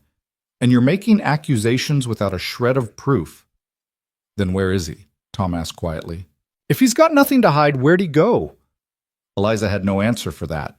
The silence stretched out, uncomfortable and damning. Then someone at the back of the crowd called out, "Marshall, you better come see this!" Tom pushed through the gathering, Eliza following despite his gesture for her to stay back. The crowd parted for them, and she saw what had drawn the attention: a man on horseback coming down the main street at a slow walk, his mount moving with the careful gait of an animal that knew its rider was hurt. The rider was slumped in the saddle, one hand pressed to his side, his shirt dark with blood that looked black in the early morning light. His hat was gone, his face pale, but even from a distance, Eliza recognized him. Jacob. "Someone help him," she shouted, already running. She reached him just as he started to slide from the saddle, caught him, or tried to. He was heavier than she expected, dead weight pulling them both down. They hit the street together in a tangle of limbs, Jacob grunting in pain as the impact jarred his wound. "Easy," Eliza said, trying to be gentle as she helped him sit up. "Easy. You're all right. We've got you." Doc Halloran was there a moment later, kneeling beside them, his shaking hand surprisingly steady as he pulled Jacob's hand away from his side to examine the wound. Eliza caught a glimpse of torn flesh, blood welling fresh, before she had to look away. "Gunshot," Doc said tersely. "Went through clean, looks like, but he's lost blood. We need to get him inside." "My place," Eliza said immediately. "It's closest." Tom Wyatt stood over them, his expression unreadable. "Doc can treat him at the jail just as well." "He's not under arrest," Eliza said sharply. "You said yourself you have no evidence." "I've got a man with a bullet in him showing up right after 4 men turn up dead," Tom countered. "That's evidence enough to ask some questions." "Ask them after Doc's patched him up," Eliza insisted. She looked down at Jacob, who was conscious but barely, his gray eyes unfocused with pain and shock. "Help me get him to the boarding house, please." Something in her voice, some note of desperation or determination, made Tom relent. He gestured to a couple of men in the crowd, and together they got Jacob on his feet and half-carried, half-dragged him back to the boarding house. They laid him on a bed in one of the empty rooms, and Doc Halloran shooed everyone out except Eliza. "I need clean water, bandages, and whiskey if you've got it," Doc said, already cutting away Jacob's shirt to get at the wound properly. "And I need it fast. He's not dying, but he will if we don't stop this bleeding." Eliza ran to fetch the supplies, her mind spinning. Jacob had been shot. He'd been out there somewhere while the Kellers were being killed, and someone had put a bullet in him. That could mean he'd done the killing and gotten hurt in the process, or it could mean he'd been there for some other reason and gotten caught up in violence that wasn't his making. Either way, he was in trouble. And so was she, by association. She returned with the water and bandages to find Doc working quickly, his earlier tremor gone completely now that he was focused on the task at hand. Jacob was conscious, but barely responsive, his face the color of old bone. "Talk to me," Doc said as he worked. "Keep him awake. Blood loss can make a man drift off, and I need him alert." Eliza sat beside the bed, took Jacob's hand in hers. It was cold despite the growing heat of the day. "Jacob," she said. "Can you hear me?" His eyes tracked to her face, struggled to focus. "Eliza," he managed. His voice was rough, tight with pain. "What happened?" she asked, then immediately regretted it. That wasn't keeping him awake. That was interrogating him. "Never mind. Don't talk. Just stay with me." "Just have to," Jacob said anyway. "Have to tell you. Tell me later when you're—" "No." He gripped her hand with surprising strength. "Now. In case—" He broke off, hissing as Doc probed the wound. "Entry and exit both clean," Doc muttered, more to himself than to them. "Lucky. Few inches to the left and it would have hit something vital." "Jacob, please," Eliza said. "Just rest." But Jacob shook his head slightly, his jaw set. "The Kellers," he said. "Didn't kill them. Wasn't me." "Then who did?" "Marshals." Jacob's breathing was shallow, labored. "Territorial marshals. Been tracking them for months. Murder, robbery, worse. Had warrants." Eliza's mind reeled. "Marshals killed them?" "Ambushed them out on the mining road," Jacob said. "I was following. Wanted to make sure they weren't circling back to your place. Saw the whole thing go down. Then one of them spotted me." The marshals shot you? Jacob's laugh was bitter and short. No, someone else. Someone working with the Kellers I didn't know about. Got me in the confusion, then ran. Marshals were too busy with the bodies to chase. Doc was wrapping bandages now, working quickly. The story going to check out? He asked without looking up. Should, Jacob said. Marshals will still be there, processing the scene. They'll confirm. If they're legitimate marshals, and not just more men with guns and a story, Doc said skeptically. They're legitimate, Jacob said. I recognized one of them, worked with him before. Eliza caught that detail, filed it away. Worked with him before. What exactly had Jacob's past involved that he'd worked with territorial marshals? Why didn't you stay? She asked. Why didn't you talk to them? Jacob's eyes met hers, and for the first time she saw real fear there. Not for himself, for her. Because the men the Kellers were working for don't know they're dead yet, he said quietly. And when they find out, they're going to come looking for answers, for revenge. And anyone connected to the Kellers, anyone who stood up to them, anyone they threatened, is going to be a target. The implications crashed over Eliza like a cold wave. You're saying I'm in danger? We're both in danger, Jacob corrected. The marshals taking down the Kellers was supposed to be quiet, quick. But with me seeing it, with this wound, with the whole town now talking, word's going to spread. And when it does, people are going to come asking questions. What people? Doc demanded, finishing his bandaging and straightening up. Who exactly were the Kellers working for? Jacob closed his eyes for a moment, and Eliza could see him weighing what to say, how much to reveal. Men with money and reach, he said finally. Men who use people like the Kellers to do their dirty work so their own hands stay clean. I don't know names, don't know faces, but I know they exist, and I know they don't leave loose ends. And you're a loose end, Eliza said softly. We both are. Jacob's grip on her hand tightened again. I'm sorry. I thought I was helping.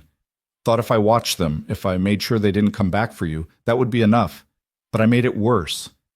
I put you right in the middle of something you should never have been part of. I was already in the middle of it, Eliza said. The moment they walked into my stable, I was involved. You didn't put me anywhere. They did. Doc Halloran straightened up, wiping his hands on a rag. He'll live, provided he rests and doesn't tear these stitches. But he's going to be weak for a few days, and he shouldn't be moved more than necessary. Thank you, Doc, Eliza said. Don't thank me yet. Doc looked between them, his expression troubled. Marshal Wyatt is going to want to talk to him. And once he does, this whole story is going to come out. The marshals, the ambush, all of it. You two need to decide what you're going to do about that. He left then, closing the door behind him, and Eliza was alone with Jacob in the small room that smelled of blood and whiskey and fear. You should leave, Jacob said after a moment. Pack a bag, get on the next stage, disappear. They don't know you, don't have any reason to connect you to me beyond me staying here. If you go now, you might be able to stay ahead of it. And what about you? I'll manage. But even as he said it, Eliza could see the lie in it. He was wounded, weak, barely able to stand. He wouldn't manage.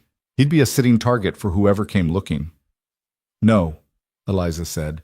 Jacob's eyes opened, focused on her. No? I'm not running. Not from my home, not from my life, and not from whatever trouble you've landed in. We face it together, or we don't face it at all. You don't understand what you're saying, Jacob protested.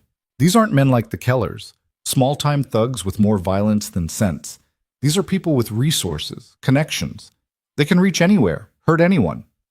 Then we'll have to be smarter than they are, Eliza said, with more confidence than she felt. You said yourself I have steel in me. Time to prove you right. Jacob stared at her for a long moment, and something shifted in his expression. Respect, maybe, or recognition. You're sure about this? No, Eliza admitted, but I'm sure I'm not leaving you to face it alone. A ghost of a smile touched Jacob's lips. Stubborn. You have no idea. The sound of boots on the stairs interrupted whatever Jacob might have said next. A knock on the door, then Tom Wyatt's voice. Miss Moore? I need to talk to Hale. Now. Eliza looked at Jacob, who nodded slightly. She crossed to the door, opened it to find Tom standing there with his hat in his hands, his expression weary. "How is he?" Tom asked. "Alive. Weak. Doc says he needs rest. I'm sure he does." Tom moved past her into the room, pulled up a chair beside the bed. "But I've got 4 dead men and a wounded stranger, and I need answers before this town tears itself apart with rumors." Jacob struggled to sit up, wincing. Eliza moved to help him, propping pillows behind his back. "I'll tell you what I can, Marshal, but I don't know if you're going to like it." "Try me," Tom said. So Jacob told him about following the Kellers, about seeing the marshals ambush them, about the unknown shooter who'd put a bullet in him. He left out some details, didn't mention working with marshals before, didn't speculate too much about who the Kellers had been working for, but he gave enough that Tom's face grew progressively more troubled. "Territorial marshals," Tom said when Jacob finished. "You're telling me there's a federal operation happening in my jurisdiction and nobody thought to inform me?" "They probably didn't want word getting out," Jacob said. "The Kellers had friends, connections, couldn't risk them getting wind and running." "Well, they got wind anyway, it seems." Tom stood, paced to the window and back. "This is a mess. A damned mess. I've got bodies to deal with, questions from the territorial government, and now you're telling me there's more trouble coming down the pike." "I'm telling you to be careful," Jacob said. "Watch who you talk to, who you trust. If there's someone in town connected to the people the Kellers worked for, they're going to be watching, listening." Tom's jaw tightened. "You think there's someone here, in Redemption Gulch?" "I think it's possible," Jacob said carefully. "The Kellers didn't just operate on their own. They had to have information, knew which properties to target, which people to pressure. Someone was feeding them that information." The implications of that hung heavy in the room. Eliza felt a chill despite the growing heat. Someone in town, someone they knew, might have been working with the Kellers all along, and that someone would now know the Kellers were dead, would be wondering what happened, would be looking for answers, and maybe for revenge. "Do you have any idea who?" Tom asked. "No," Jacob said. "But if I had to guess, I'd look at someone with access to property records, tax information, financial details. Someone who'd know who was struggling, who was vulnerable." Tom's face went pale. "Henry Beck," he said quietly. "He's the unofficial assessor for this area, keeps records, knows everyone's business." "Could be," Jacob said, "or could be someone else entirely. I'm just guessing." But Eliza could see the pieces falling into place in Tom's mind, the connections being made. Henry Beck, who'd been so quick to accuse Jacob, who'd always had an opinion about who should be run out of town and who should be left alone. Henry Beck, who'd never much liked Eliza or her father, who'd been happy to see them struggle. "I need to think about this," Tom said finally, "and I need to talk to these marshals if they're still in the area.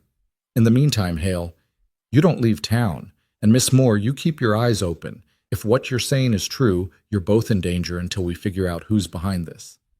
"We know," Eliza said quietly. Tom left, his boot heels heavy on the stairs. Eliza closed the door behind him and leaned against it, suddenly exhausted. The morning had started with terrible news and gotten progressively worse.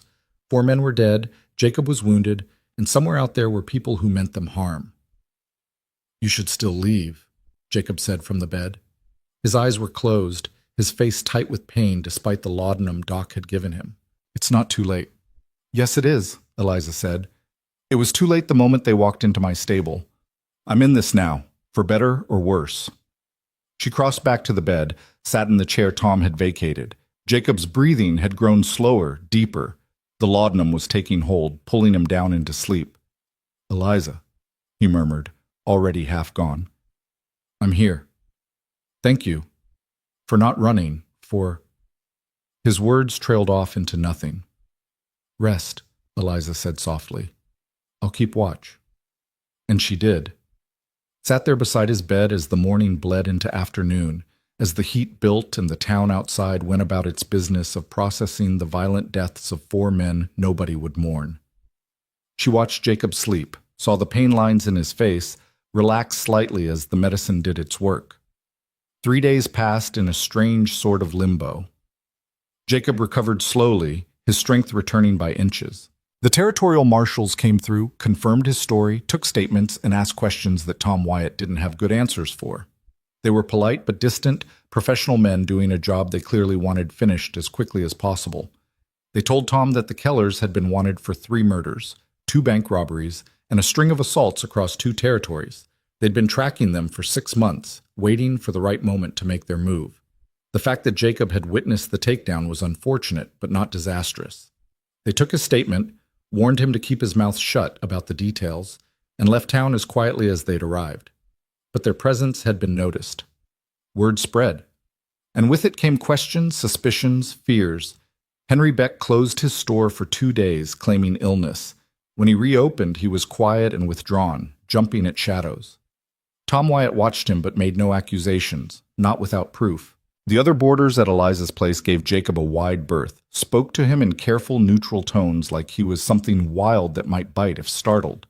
The surveyor checked out early, muttering about schedule changes. The ranch hands stayed but stopped eating at the common table, took their meals in their rooms instead.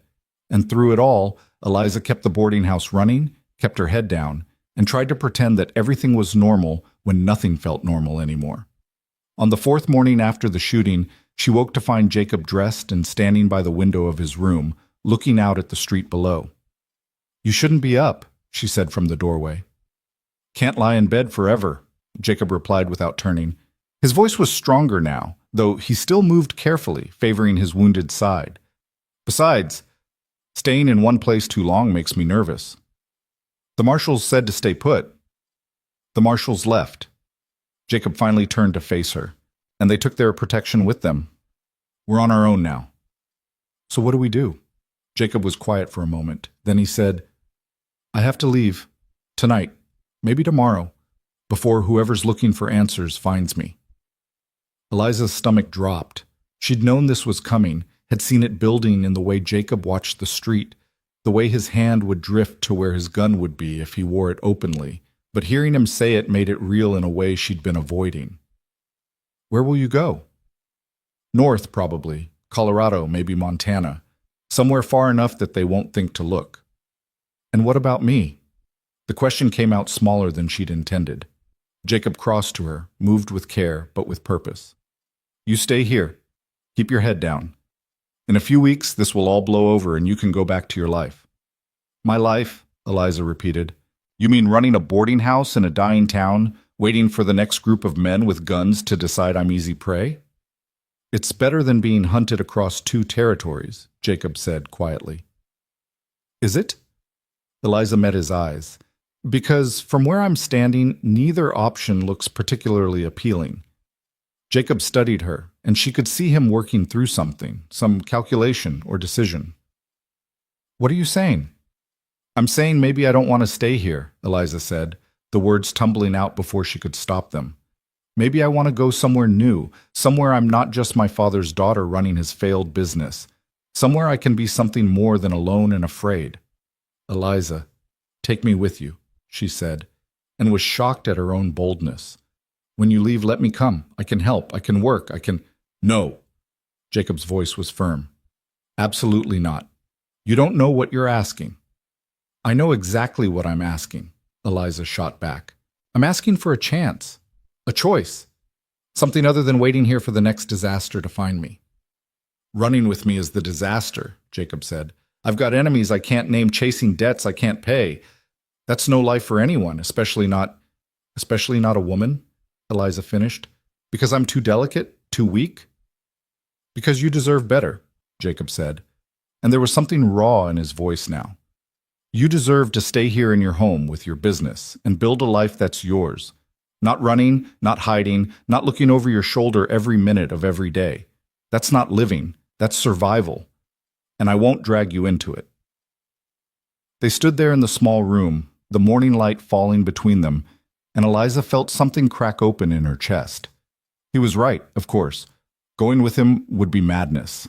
But staying felt like a different kind of madness, the slow, grinding kind that wore you down year by year until there was nothing left but regret and might-have-beens.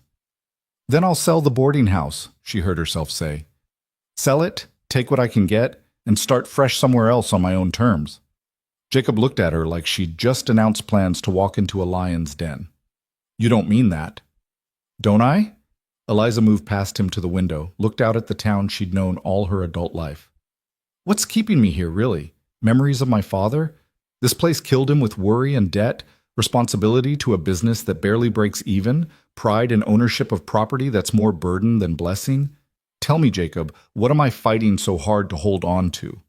He had no answer for that. Because there wasn't a good one. I'm not asking you to take care of me, Eliza said, still looking out at the dusty street. I'm not asking you to protect me or save me or any of that romantic nonsense. I'm just saying that if you're leaving and I'm leaving, maybe we're better off leaving together than alone. Safety in numbers, even if the number is only 2. Jacob was quiet for so long that Eliza thought he might not respond at all. Then he said, You'd give up everything? Your home, your business, your whole life here? For a chance at something different?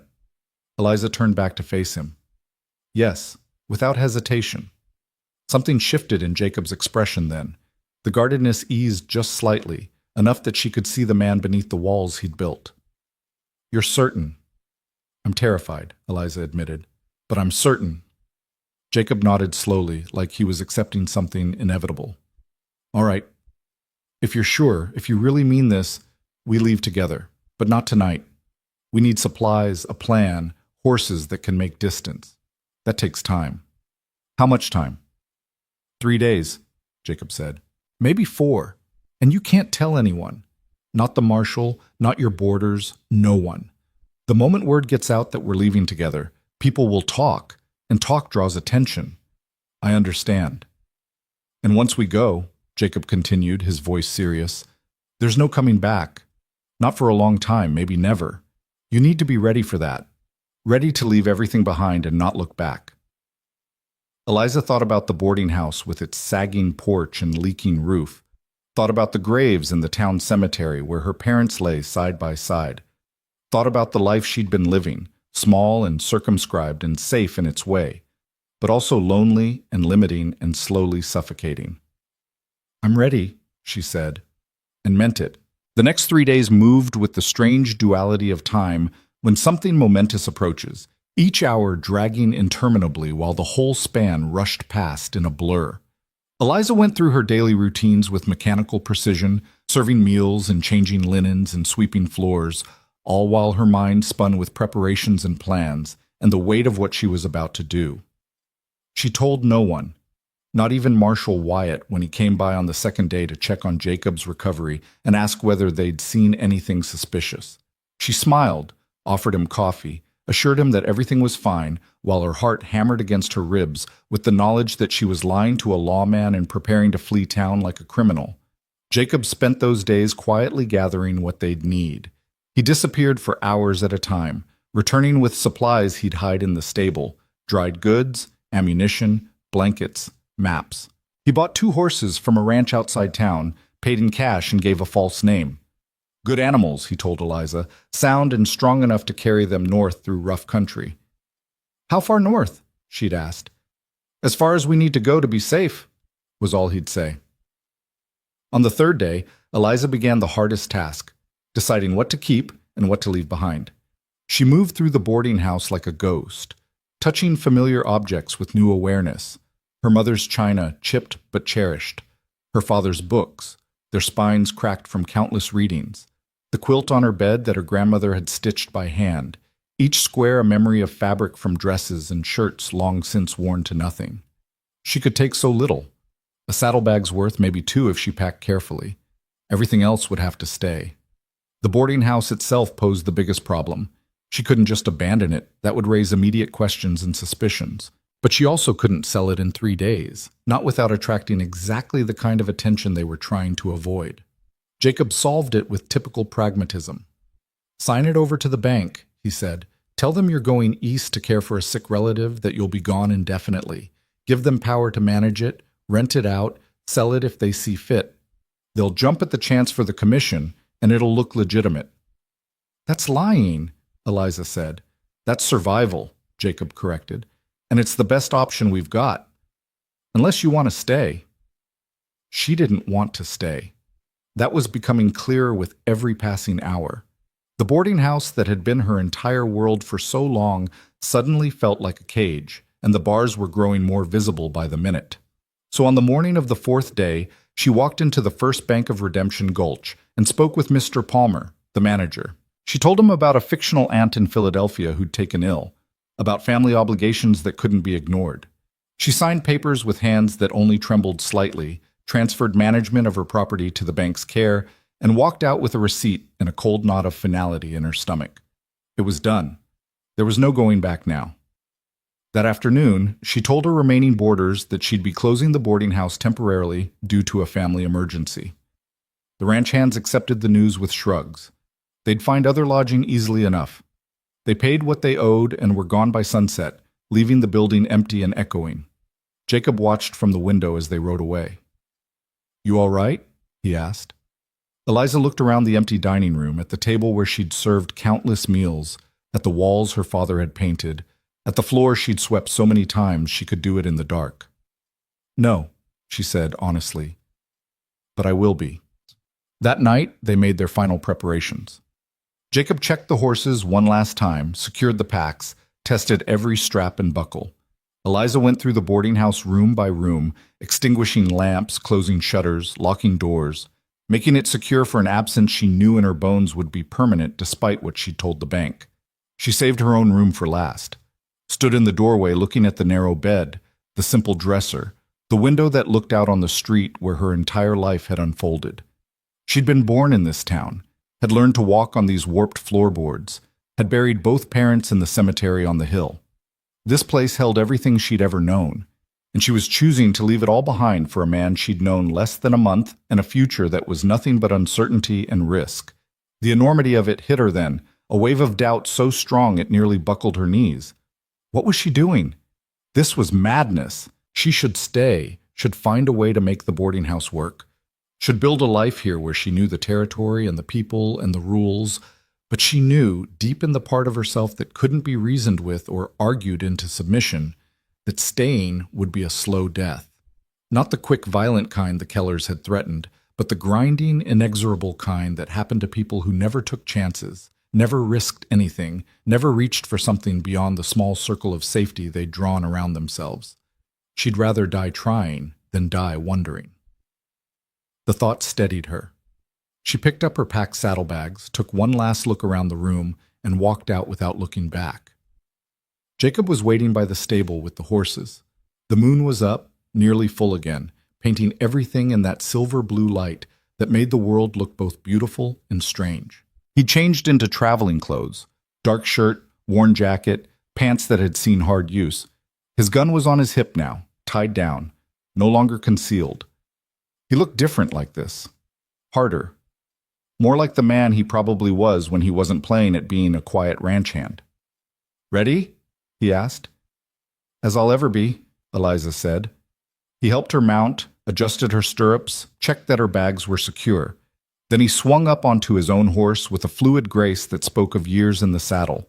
For a moment they just sat there, two people on horses in the moonlight, on the cusp of something that couldn't be undone.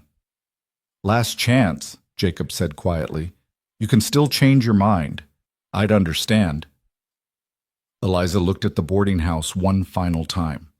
Dark windows, sagging porch, all the weight of her past sitting heavy and silent. Then she looked at Jacob, at this man who'd stood between her and danger without being asked, who'd taught her to stand tall and speak clearly, who'd offered her a way out even when it cost him the easy escape he could have had alone. "I'm not changing my mind," she said. "Let's go." They rode out of Redemption Gulch under cover of darkness, keeping to the back ways and alleys until they were clear of town. No one saw them leave. No dogs barked, no lamps flickered on in windows, no voices called out asking where they were headed. The town slept on, unaware that two of its residents had just vanished into the night. Once they hit the open desert, Jacob set a steady pace, fast enough to make distance but not so fast that they'd exhaust the horses. They rode in silence for the first hour, both of them listening to the night sounds, alert for any sign of pursuit that didn't come. Eventually, Jacob relaxed slightly in his saddle. "We'll ride until dawn," he said. "Then hole up during the heat, rest the horses, sleep a few hours, travel mostly at night for the first week until we're well clear." How far do we need to go to be clear? Eliza asked. Hard to say. Colorado for certain, maybe Wyoming. Depends on how hard anyone looks for us and how good they are at looking. You think someone will come after us? Jacob was quiet for a moment. I think it's possible, which means we have to act like it's certain. Stay alert, stay moving, trust no one we don't have to. It's going to be hard, Eliza. Harder than you probably imagine. I can handle hard, Eliza said. I know you can, Jacob replied. I've seen it. But there's different kinds of hard, this kind. It wears on you, changes you. And I need you to promise me something. What? If it gets to be too much, if you want to stop, want to go back or go somewhere else without me, you tell me. Don't just suffer through it because you're too proud or too stubborn to admit you made a mistake. Eliza considered that. All right, but the same goes for you. If I'm slowing you down, if having me along makes you vulnerable, you tell me. I'm not a burden you have to carry out of some misguided sense of responsibility. Jacob's laugh was soft but genuine. Deal. They rode on through the night, putting miles between themselves and everything Eliza had ever known. The desert was vast and empty under the moon, all silver shadows and dark shapes that might be rocks or might be something else entirely. The only sounds were the horses' hooves on sand and stone, the creak of leather, the occasional call of a night bird. Dawn found them in a maze of red rock formations, twisted spires and carved canyons that looked like the bones of some ancient cathedral. Jacob led them into a narrow defile, found a spot where they'd be invisible from above and protected from the sun, and called a halt. They unsaddled the horses, rubbed them down, gave them water from the canteens and grain from the packs. Then they laid out bedrolls in the shade and tried to rest despite the adrenaline still humming through their veins. Eliza lay on her back, staring up at the narrow strip of sky visible between the canyon walls. The rock was warm beneath her, and somewhere nearby she could hear water trickling, a tiny spring that kept this place alive. It was beautiful in an austere way, this hidden pocket of the desert. Jacob, she said. Why did you really help me? Back in the stable that first day. What made you step in? She heard him shift, roll onto his side to face her. When he spoke, his voice was thoughtful. I told you. Someone helped me once when they didn't have to. But that's not the whole story, is it? Jacob was quiet for so long she thought he might not answer. Then, no, it's not the whole story. Will you tell me the rest? Another pause. Then he said, I had a sister, younger than me by 3 years. When our parents died, I was 17 and she was 14, and it was just the two of us trying to make it work on a failing ranch in West Texas. We did all right for a while, but then a man came along, respectable businessman or so he seemed. He made her promises, talked about marriage and security and all the things a 14-year-old girl with no parents and no future wants to hear. Eliza waited, not speaking, letting him tell it in his own time. He was lying, Jacob continued, about all of it. What he wanted was, well, let's just say his intentions weren't honorable. And when she figured it out and tried to leave, he got mean about it, beat her bad enough she couldn't walk for a week. Told her if she told anyone, he'd make sure I had an accident. She was terrified, so she kept quiet. Until one day she couldn't keep quiet anymore. What happened? Eliza asked softly. I found out. Went to confront him. He laughed at me. 17-year-old kid with a borrowed rifle and more anger than sense. Said he'd do what he wanted, and there wasn't a thing I could do about it because he had money and connections, and I had nothing. But someone helped you. An old marshal happened to be passing through town that day. Saw me standing outside the man's business, saw whatever was on my face, asked what was wrong. I told him, didn't think he'd believe me, didn't think he'd care. But he did. He walked right into that building, dragged the man out by his collar, and arrested him right there in the street. Made sure everyone knew what he'd done, made sure my sister was protected. And the man? Served 5 years in a territorial prison. Got out eventually, but by then my sister and I were long gone. Started fresh somewhere, he couldn't find us. Where is she now? Eliza asked. Your sister? Jacob's silence told her the answer before he spoke. She died 4 years ago. Cholera. She'd married by then, had a good husband, a little house. Was happy, or as happy as she could be after everything. But she was safe when she died. That mattered to me. That someone had given her a chance to be safe. So when you saw me in that stable, I saw my sister, Jacob finished. Saw what could have happened if that marshal hadn't cared enough to help. And I thought, if I can do the same for someone else, then maybe that means something. Maybe that's how we pay back the debts we can't pay to the people who originally saved us. Eliza felt tears prick her eyes. I'm sorry. About your sister. Me too. Jacob rolled onto his back again, looked up at the sky. But she had a life because someone chose to help. That's more than a lot of people get. And if I can give that same chance to someone else, then maybe her life meant something beyond just the years she was here. They lay in silence for a while, each lost in their own thoughts. Then Eliza said, "Thank you for telling me." "Thank you for asking," Jacob replied, "and for not running when things got complicated. Most people would have." "Most people are smarter than me," Eliza said, but she was smiling when she said it. They slept a few hours, woke to the worst of the day's heat, and forced themselves to eat even though neither was particularly hungry. Then they waited out the afternoon in the shade, checking the horses, repacking supplies, preparing for another night of hard riding. As the sun lowered toward the horizon and the temperature began to drop, Jacob studied the maps he'd brought. "We'll aim for a town called Silver Creek," he said. "It's about 3 days north of here if we make good time. Big enough to resupply without attracting attention, small enough that we won't have to answer too many questions." "And after Silver Creek?" "We keep moving. Follow the mountains north, stick to places where strangers are common enough not to be remarkable. Eventually we'll find somewhere we can settle for a while, catch our breath." "And then what?" Eliza pressed.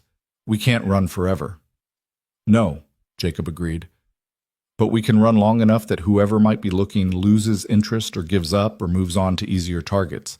Give it 6 months, maybe a year. Then we can think about settling down properly." 6 months to a year of running. It sounded exhausting, but it also sounded like freedom in a strange way. Freedom from the past, from expectations, from the narrow groove her life had fallen into. And when Eliza thought about it like that, the exhaustion didn't seem so daunting. They rode out at dusk, heading north by northwest, following game trails and dry washes where the terrain would hide their passing. The landscape began to change as they climbed in elevation, less desert, more scrub pine and juniper, the air cooling noticeably as night fell. On the second day they encountered their first challenge. A river crossing that should have been straightforward turned treacherous when Eliza's horse stumbled on the slick rocks of the riverbed. She managed to stay in the saddle, but the animal went down hard, thrashing in the current. Jacob was there instantly, grabbing the bridle, helping her control the panicked horse until they could get to the far bank. The horse was lame, not badly, but enough that it couldn't be ridden. They had no choice but to lead it, which cut their speed in half and put them behind schedule. "We'll have to trade it out in Silver Creek," Jacob said, examining the horse's leg. "Can't afford to be slowed down like this." "Will it be all right?" Eliza asked, feeling guilty even though the accident hadn't been her fault. "Should be. Just needs rest. But we can't give it the time it needs, so we'll have to find someone who can." He looked at her, his expression softer than usual. "These things happen. Don't blame yourself." But Eliza did blame herself. At least a little. She was the inexperienced one, the one who didn't know how to read trail conditions or handle a horse in rough terrain. She was learning, but learning took time they might not have.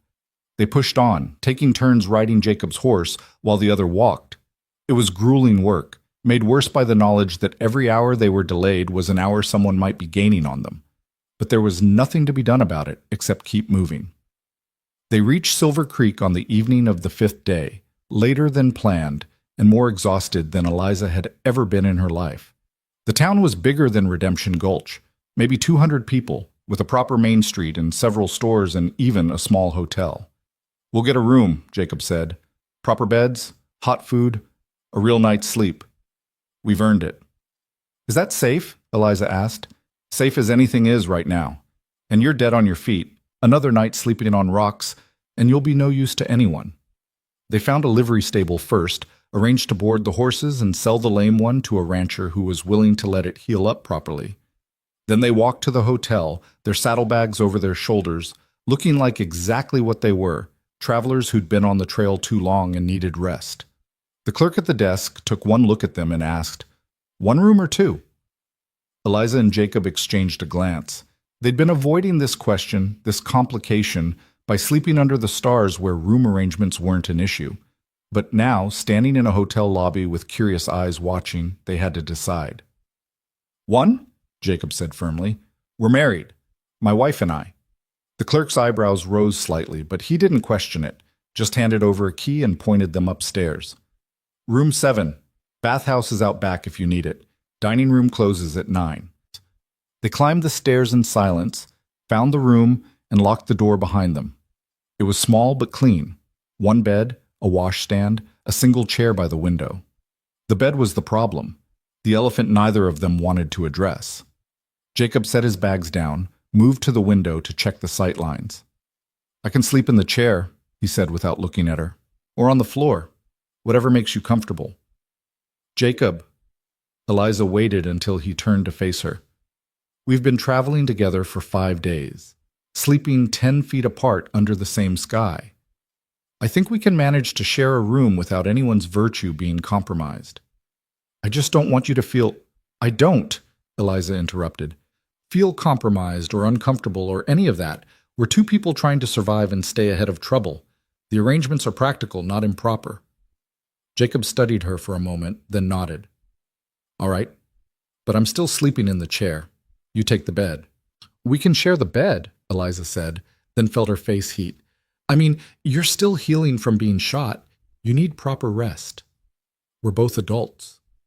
We can be sensible about this." "Eliza, don't argue with me," she said firmly. "You've been taking care of me for days.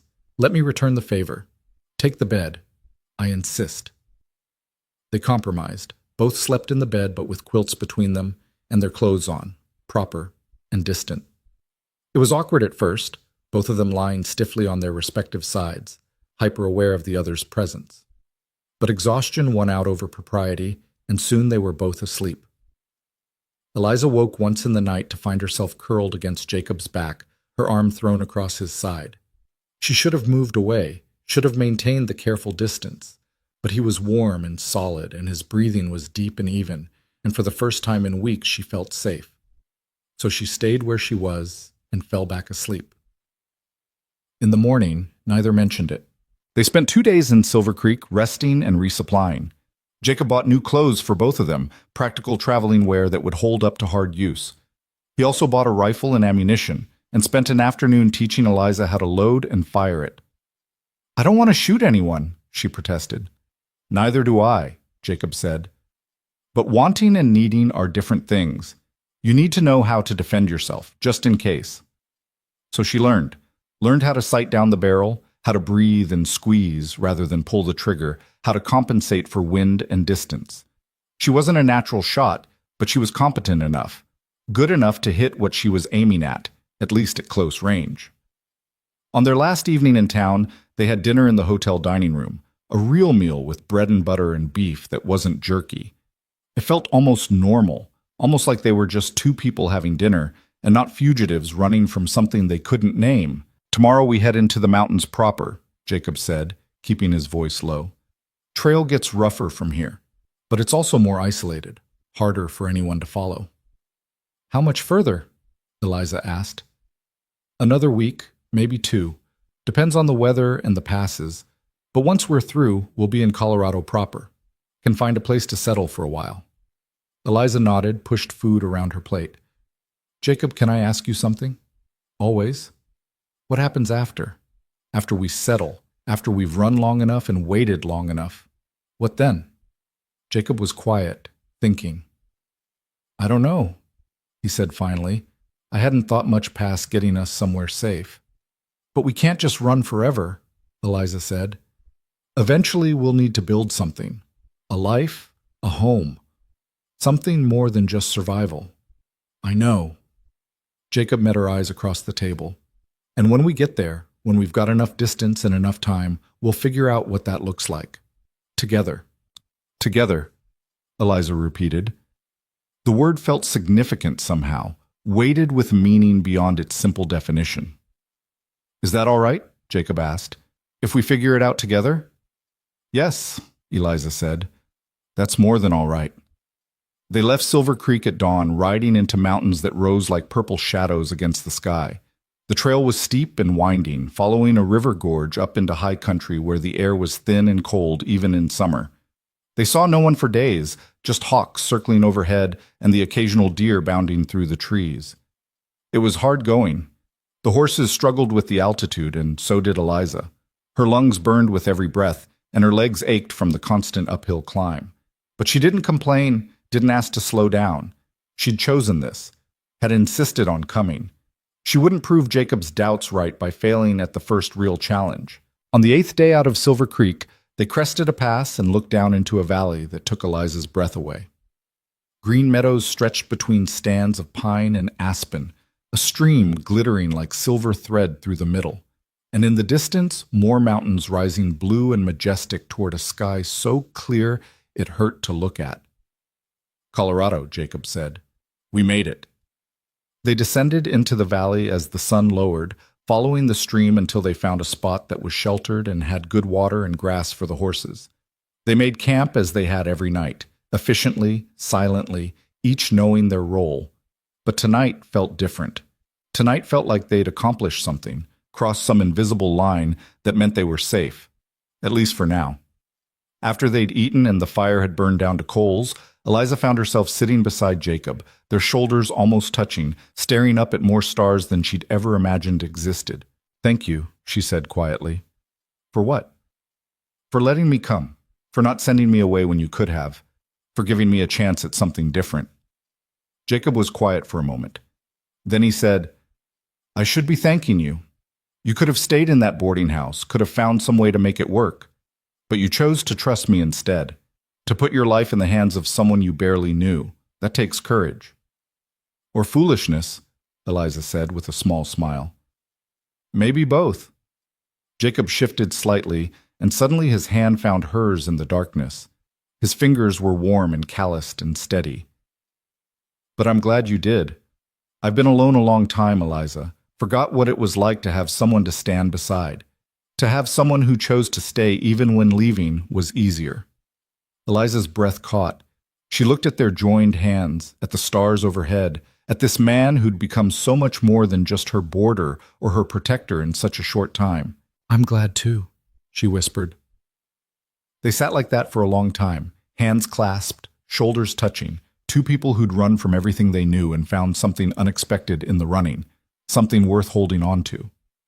Whatever came next, whatever challenges or dangers or hardships, they'd face it together. That was enough. That was everything. They stayed in the valley for 3 days, letting the horses rest and recover, letting themselves do the same. It was the first time since leaving Redemption Gulch that they'd stopped moving with the constant pressure of pursuit at their backs, and the relief of it was almost overwhelming. Eliza found herself sleeping deeper than she had in years, waking to birdsong and mountain air so clean it made her lungs ache in a good way. On the 4th morning, they broke camp and continued north, following the valley until it narrowed into another pass. The terrain grew rougher, the trail less defined, until eventually there was no trail at all, just instinct and Jacob's ability to read the land, finding paths where Eliza saw only obstacles. They were 2 weeks into Colorado when they found it. The valley appeared without warning, revealed as they crested yet another ridge in a landscape that seemed composed entirely of ridges. But this one was different.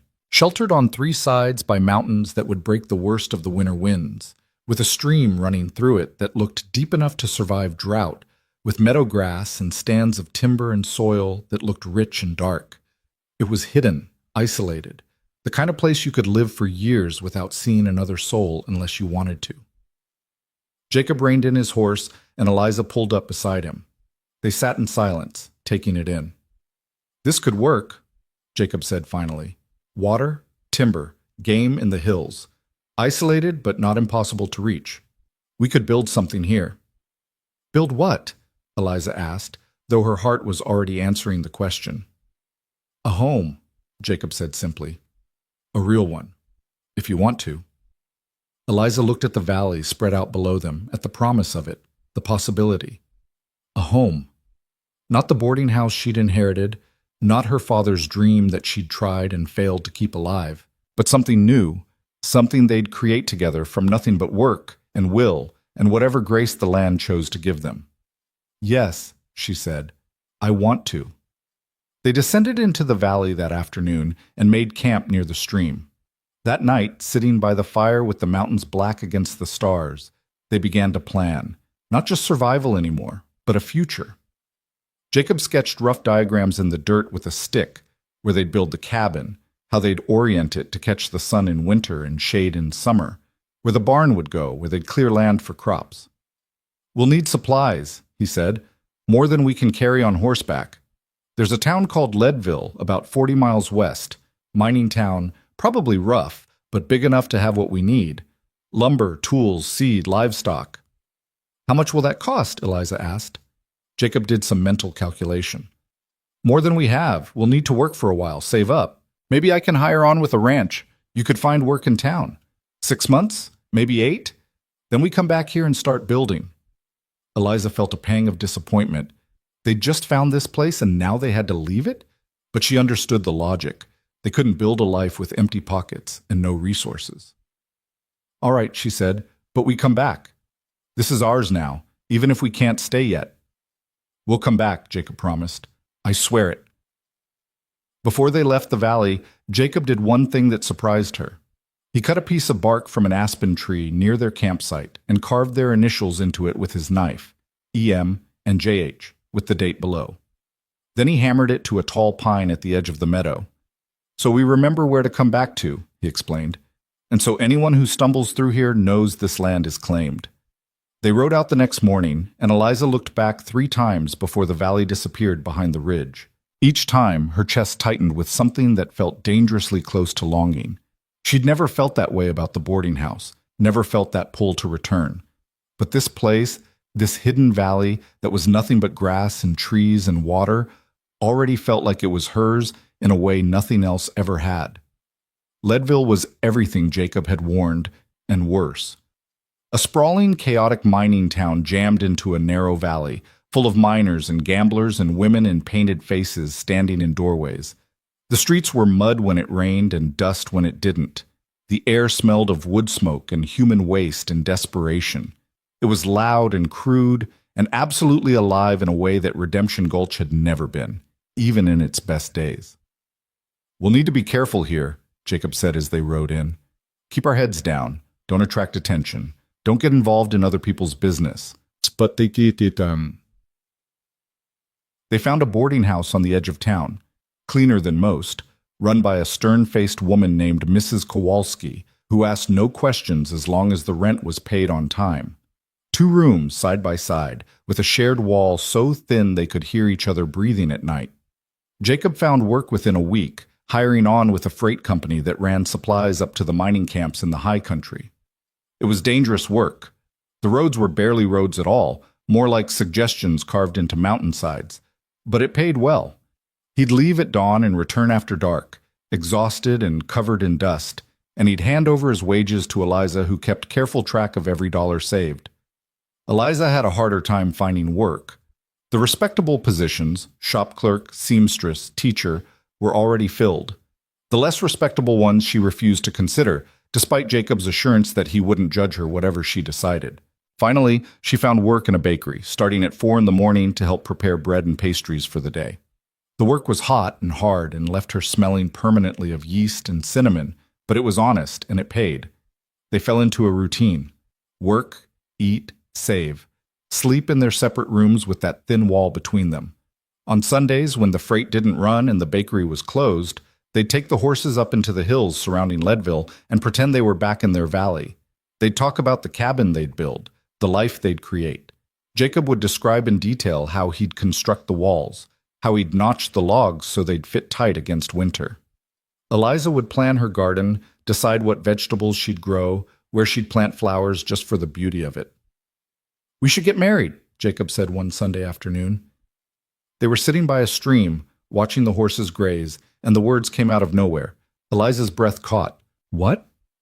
"Married," Jacob repeated, looking at her with those steady gray eyes. "Properly, legally. Not just for appearances like we told that hotel clerk, but for real. Why? Eliza asked, and immediately regretted how it sounded. I mean, we're managing fine as we are. What would change? Jacob was quiet for a moment, choosing his words carefully. Everything and nothing. We're already building a life together, already planning a future. But if something happened to me, if I got hurt or killed, you'd have no legal claim to anything.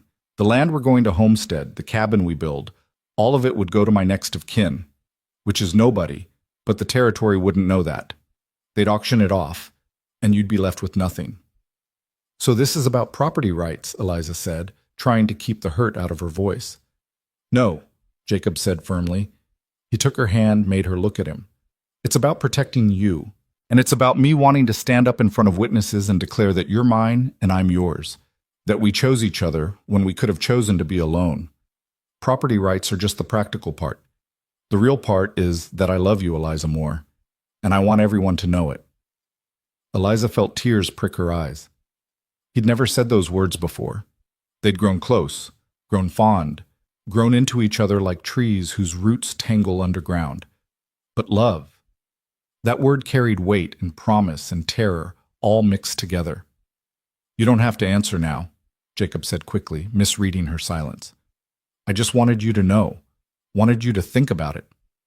Yes, Eliza said. Yes, you'll think about it? Yes, I'll marry you. Eliza squeezed his hand. Today, tomorrow, whenever you want.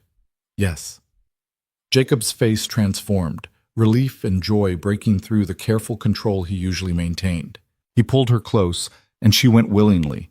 Let herself be held by this man who'd stood between her and danger, who'd taught her to be brave, who'd given her a chance at a life she'd never imagined possible. I love you too, she whispered against his chest. I should have said it first. I love you. They were married a week later in a brief ceremony at the Leadville courthouse. Mrs. Kowalski stood as witness, along with a freight driver Jacob worked with and a woman from the bakery who'd been kind to Eliza. The judge was drunk but functional, and he pronounced them husband and wife with a bored efficiency that somehow made it feel more real, more permanent. No flowers, no fancy dress, no celebration beyond a dinner at a restaurant that served steaks tough as boot leather. But Eliza had never been happier in her life. That night, in Jacob's room, their room now, they consummated the marriage with a tenderness that surprised them both. All the careful distance they'd maintained, all the propriety and restraint, fell away to reveal something deeper. After, lying tangled in sheets that smelled of them both, Eliza felt a completeness she'd never experienced. This was what home felt like. Not a place, but a person. Not walls and a roof, but arms that held you, and a heartbeat that matched your own. The months in Leadville passed in a blur of work and saving and planning. Summer faded to autumn, autumn to winter. They moved into a single room now, told Mrs. Kowalski they were married, paid the reduced rate. The work continued, dangerous for Jacob as the mountain roads iced over, exhausting for Eliza as the bakery did steady business feeding miners who worked around the clock. But they saved. Every dollar they didn't absolutely need went into a box under their bed. They bought supplies when they could find them cheap, nails, an axe, seed packets, a good saw. Jacob traded work for a wagon and team, spent his rare free days repairing it until it was sound. They accumulated the raw materials of a future, piece by piece. Winter in Leadville was brutal. Snow piled 6 feet deep in the streets. The wind came howling down from the peaks with a ferocity that made the cheap boardinghouse walls shudder. Jacob's freight company suspended operations for 2 months, impossible to navigate the passes. But the bakery stayed open, and Eliza worked double shifts to make up for his lost wages. It was during those dark winter months that the first letter arrived. Mrs. Kowalski brought it up to their room, looking curious. Came for you, she said, handing it to Jacob. Return address says Arizona Territory. Jacob's face went carefully blank as he took the envelope. He waited until Mrs. Kowalski left, then opened it with hands that weren't quite steady. Eliza watched him read, saw the tension build in his shoulders. What is it? Marshall Wyatt, Jacob said quietly. He tracked us down. Wants us to know that Henry Beck was arrested 3 months ago. Turns out he was working with the Kellers all along, feeding them information about who was vulnerable. When the Kellers died, he panicked and tried to run, got caught at the border. "So it's over?" Eliza asked. "We're safe?" Jacob kept reading. He says the men the Kellers worked for were a group of land speculators out of Tucson. With Beck arrested and the Kellers dead, their operation collapsed. No one's looking for us. No one cares. We're free. The relief was so overwhelming that Eliza had to sit down. Free. After months of looking over their shoulders, of jumping at shadows, of wondering when the past would catch up, they were free. "Tom says the boarding house is still there," Jacob continued. "Bank's been managing it, keeping it maintained. If we wanted to come back, we could probably reclaim it." Eliza's first instinct was to laugh. Go back? After everything they'd been through, everything they'd built together? But she saw from Jacob's expression that he was serious, that he was offering her a choice. "Do you want to go back?" she asked. "No," Jacob said immediately. "But I wanted you to know you could. If you regretted leaving, if you missed your old life—" "I don't," Eliza said firmly. "That life is gone. The woman who lived it is gone. I'm someone different now. We're different, and I want to keep moving forward, not back." Jacob's relief was visible. He set the letter aside, pulled her close. "Then we finish what we started. Come spring, we go back to our valley, and we build our home." They left Leadville in early April, as soon as the passes cleared enough to be passable. The wagon was loaded with everything they'd accumulated: lumber and tools and seed and supplies, 2 cows and a handful of chickens in crates, a cast-iron stove that Jacob had somehow acquired through trades and favors. It was a slow journey, the wagon heavy and the roads treacherous with spring mud, but they didn't care. They were going home. The valley was exactly as they'd left it, only more beautiful. Spring had transformed it. Wildflowers blooming in riots of color, the stream running high with snowmelt, the grass so green it looked painted. The pine tree with their carved initials stood sentinel, marking the spot where they'd make their stand. They lived in the wagon that first month while Jacob felled trees and began constructing the cabin. Eliza helped where she could, learning to notch logs and chink gaps with mud and moss, but mostly she focused on establishing the garden and caring for the livestock. The work was endless and exhausting, but different from the grinding labor of the bakery or the boarding house. This work had purpose. This work was building something that would last. The cabin rose slowly, log by log, wall by wall. It was small by necessity.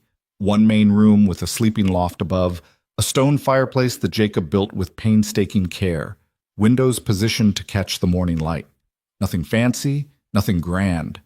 But every board and beam was placed with intention, with the knowledge that this was theirs, and would shelter them through whatever came. By midsummer, the cabin was finished enough to move into.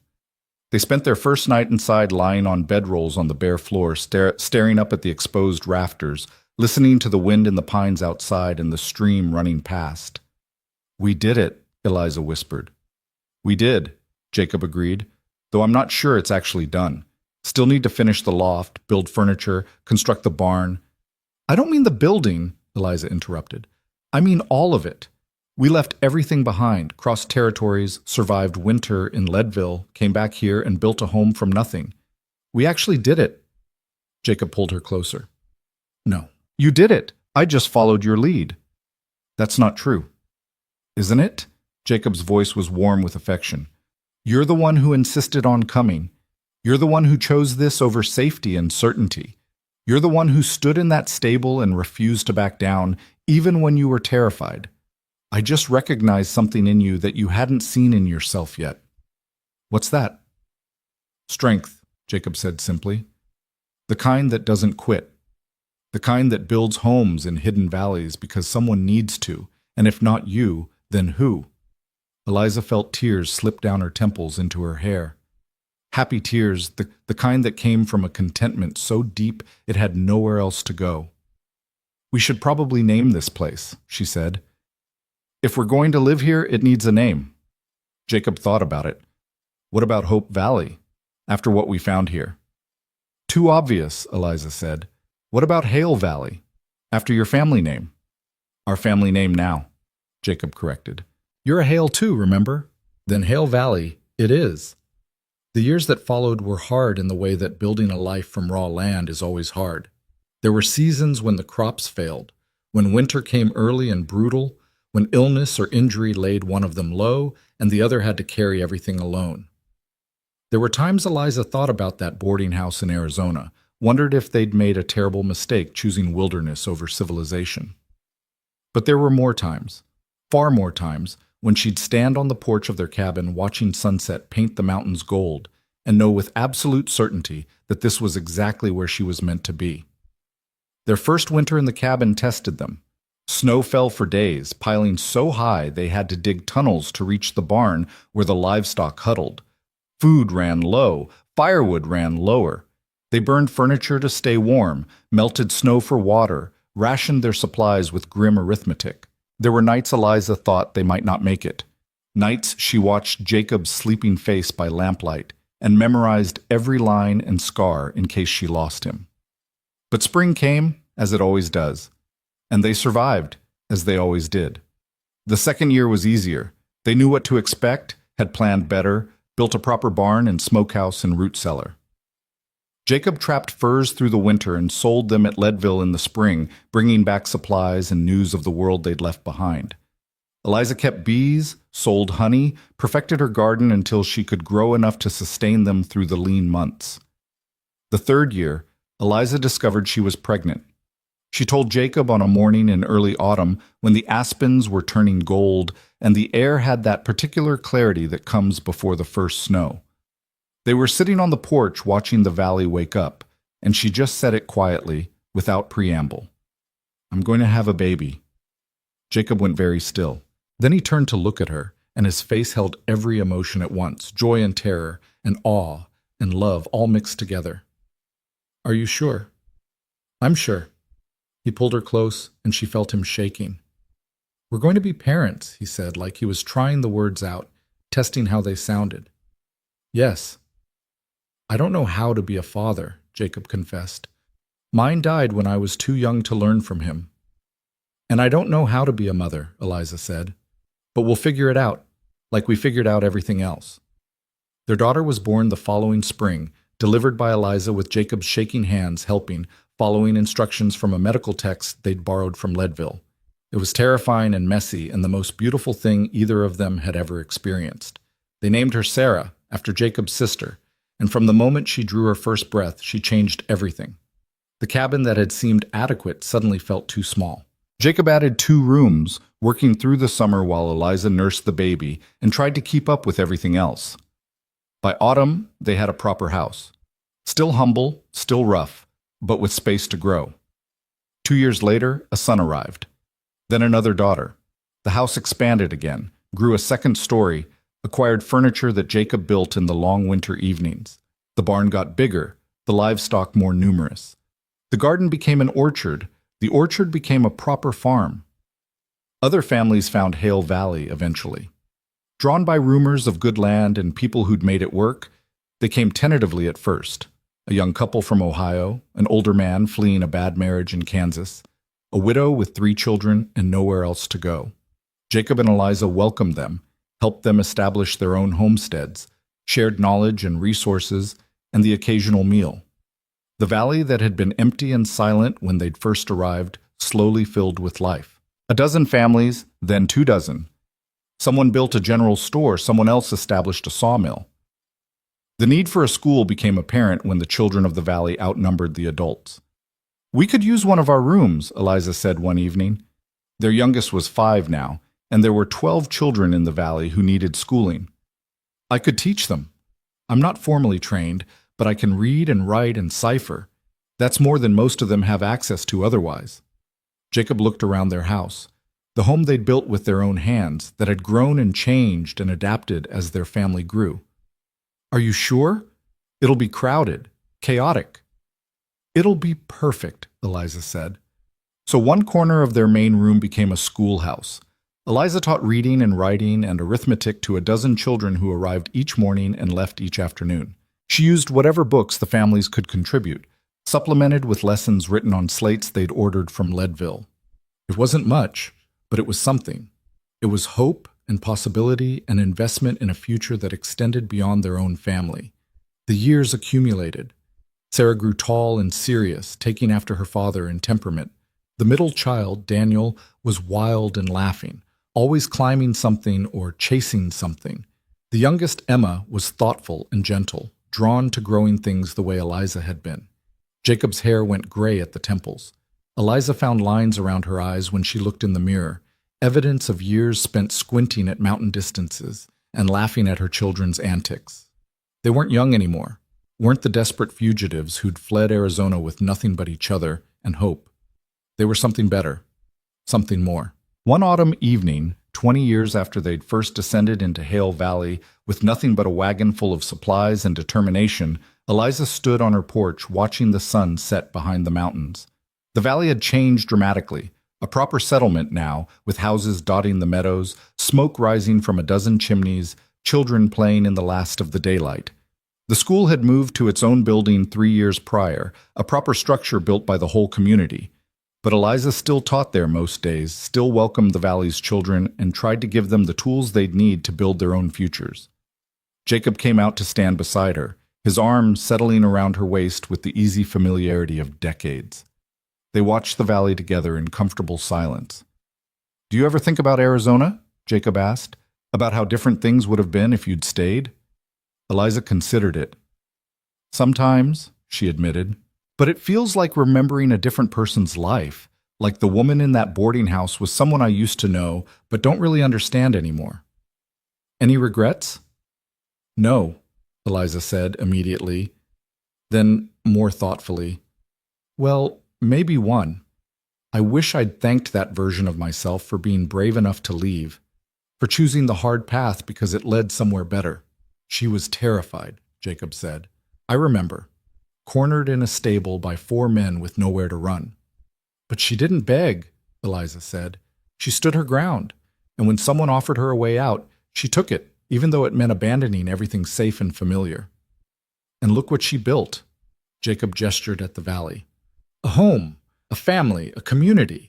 Not bad for someone who thought she had nothing to offer the world except clean sheets and hot meals." Eliza leaned into him, grateful for his solid warmth as the evening cooled. "We built it," she corrected. "Together." "Together," Jacob agreed. "Always together." They stood like that until the stars came out, until their children called them in for dinner, until the lamps in the valley below began to flicker on one by one. And Eliza thought about the long road that had brought her here, from that stable in Arizona where she'd been cornered and afraid, to this porch in Colorado, where she was safe and certain and surrounded by the life she'd chosen. It hadn't been easy. There had been moments she'd doubted, moments she'd been ready to give up, moments when survival felt like too much to ask, and thriving was an impossible dream. But she'd kept going. They'd kept going, step by step, choice by choice, building something from nothing, because someone had to, and why not them? That night, lying in bed with Jacob's breathing steady beside her and the sound of her children safe in their rooms, Eliza reflected on the strange journey that had brought her here. From terror to courage, from loss to finding, from running to standing still, from alone to beloved, from surviving to thriving, from one life to another completely. The woman who'd been cornered in that stable, young, scared, thinking her choices had run out, could never have imagined this. Could never have pictured standing on a porch in a hidden valley, surrounded by family and community and purpose, looking back on decades of hard-won happiness and forward to whatever came next with confidence instead of fear. But that woman's courage, her refusal to break even when breaking would have been easier, her willingness to choose uncertainty over safety and possibility over comfort, that courage had made everything else possible, had planted the seed that grew into this life, this home, this love that surrounded her now. Eliza closed her eyes and let sleep take her, secure in the knowledge that tomorrow would bring its own challenges and joys, and she'd meet them the same way she'd met every challenge since that day in the stable, with her head high, her voice clear, and the man she loved standing beside her, ready to face whatever came next. Together, always together.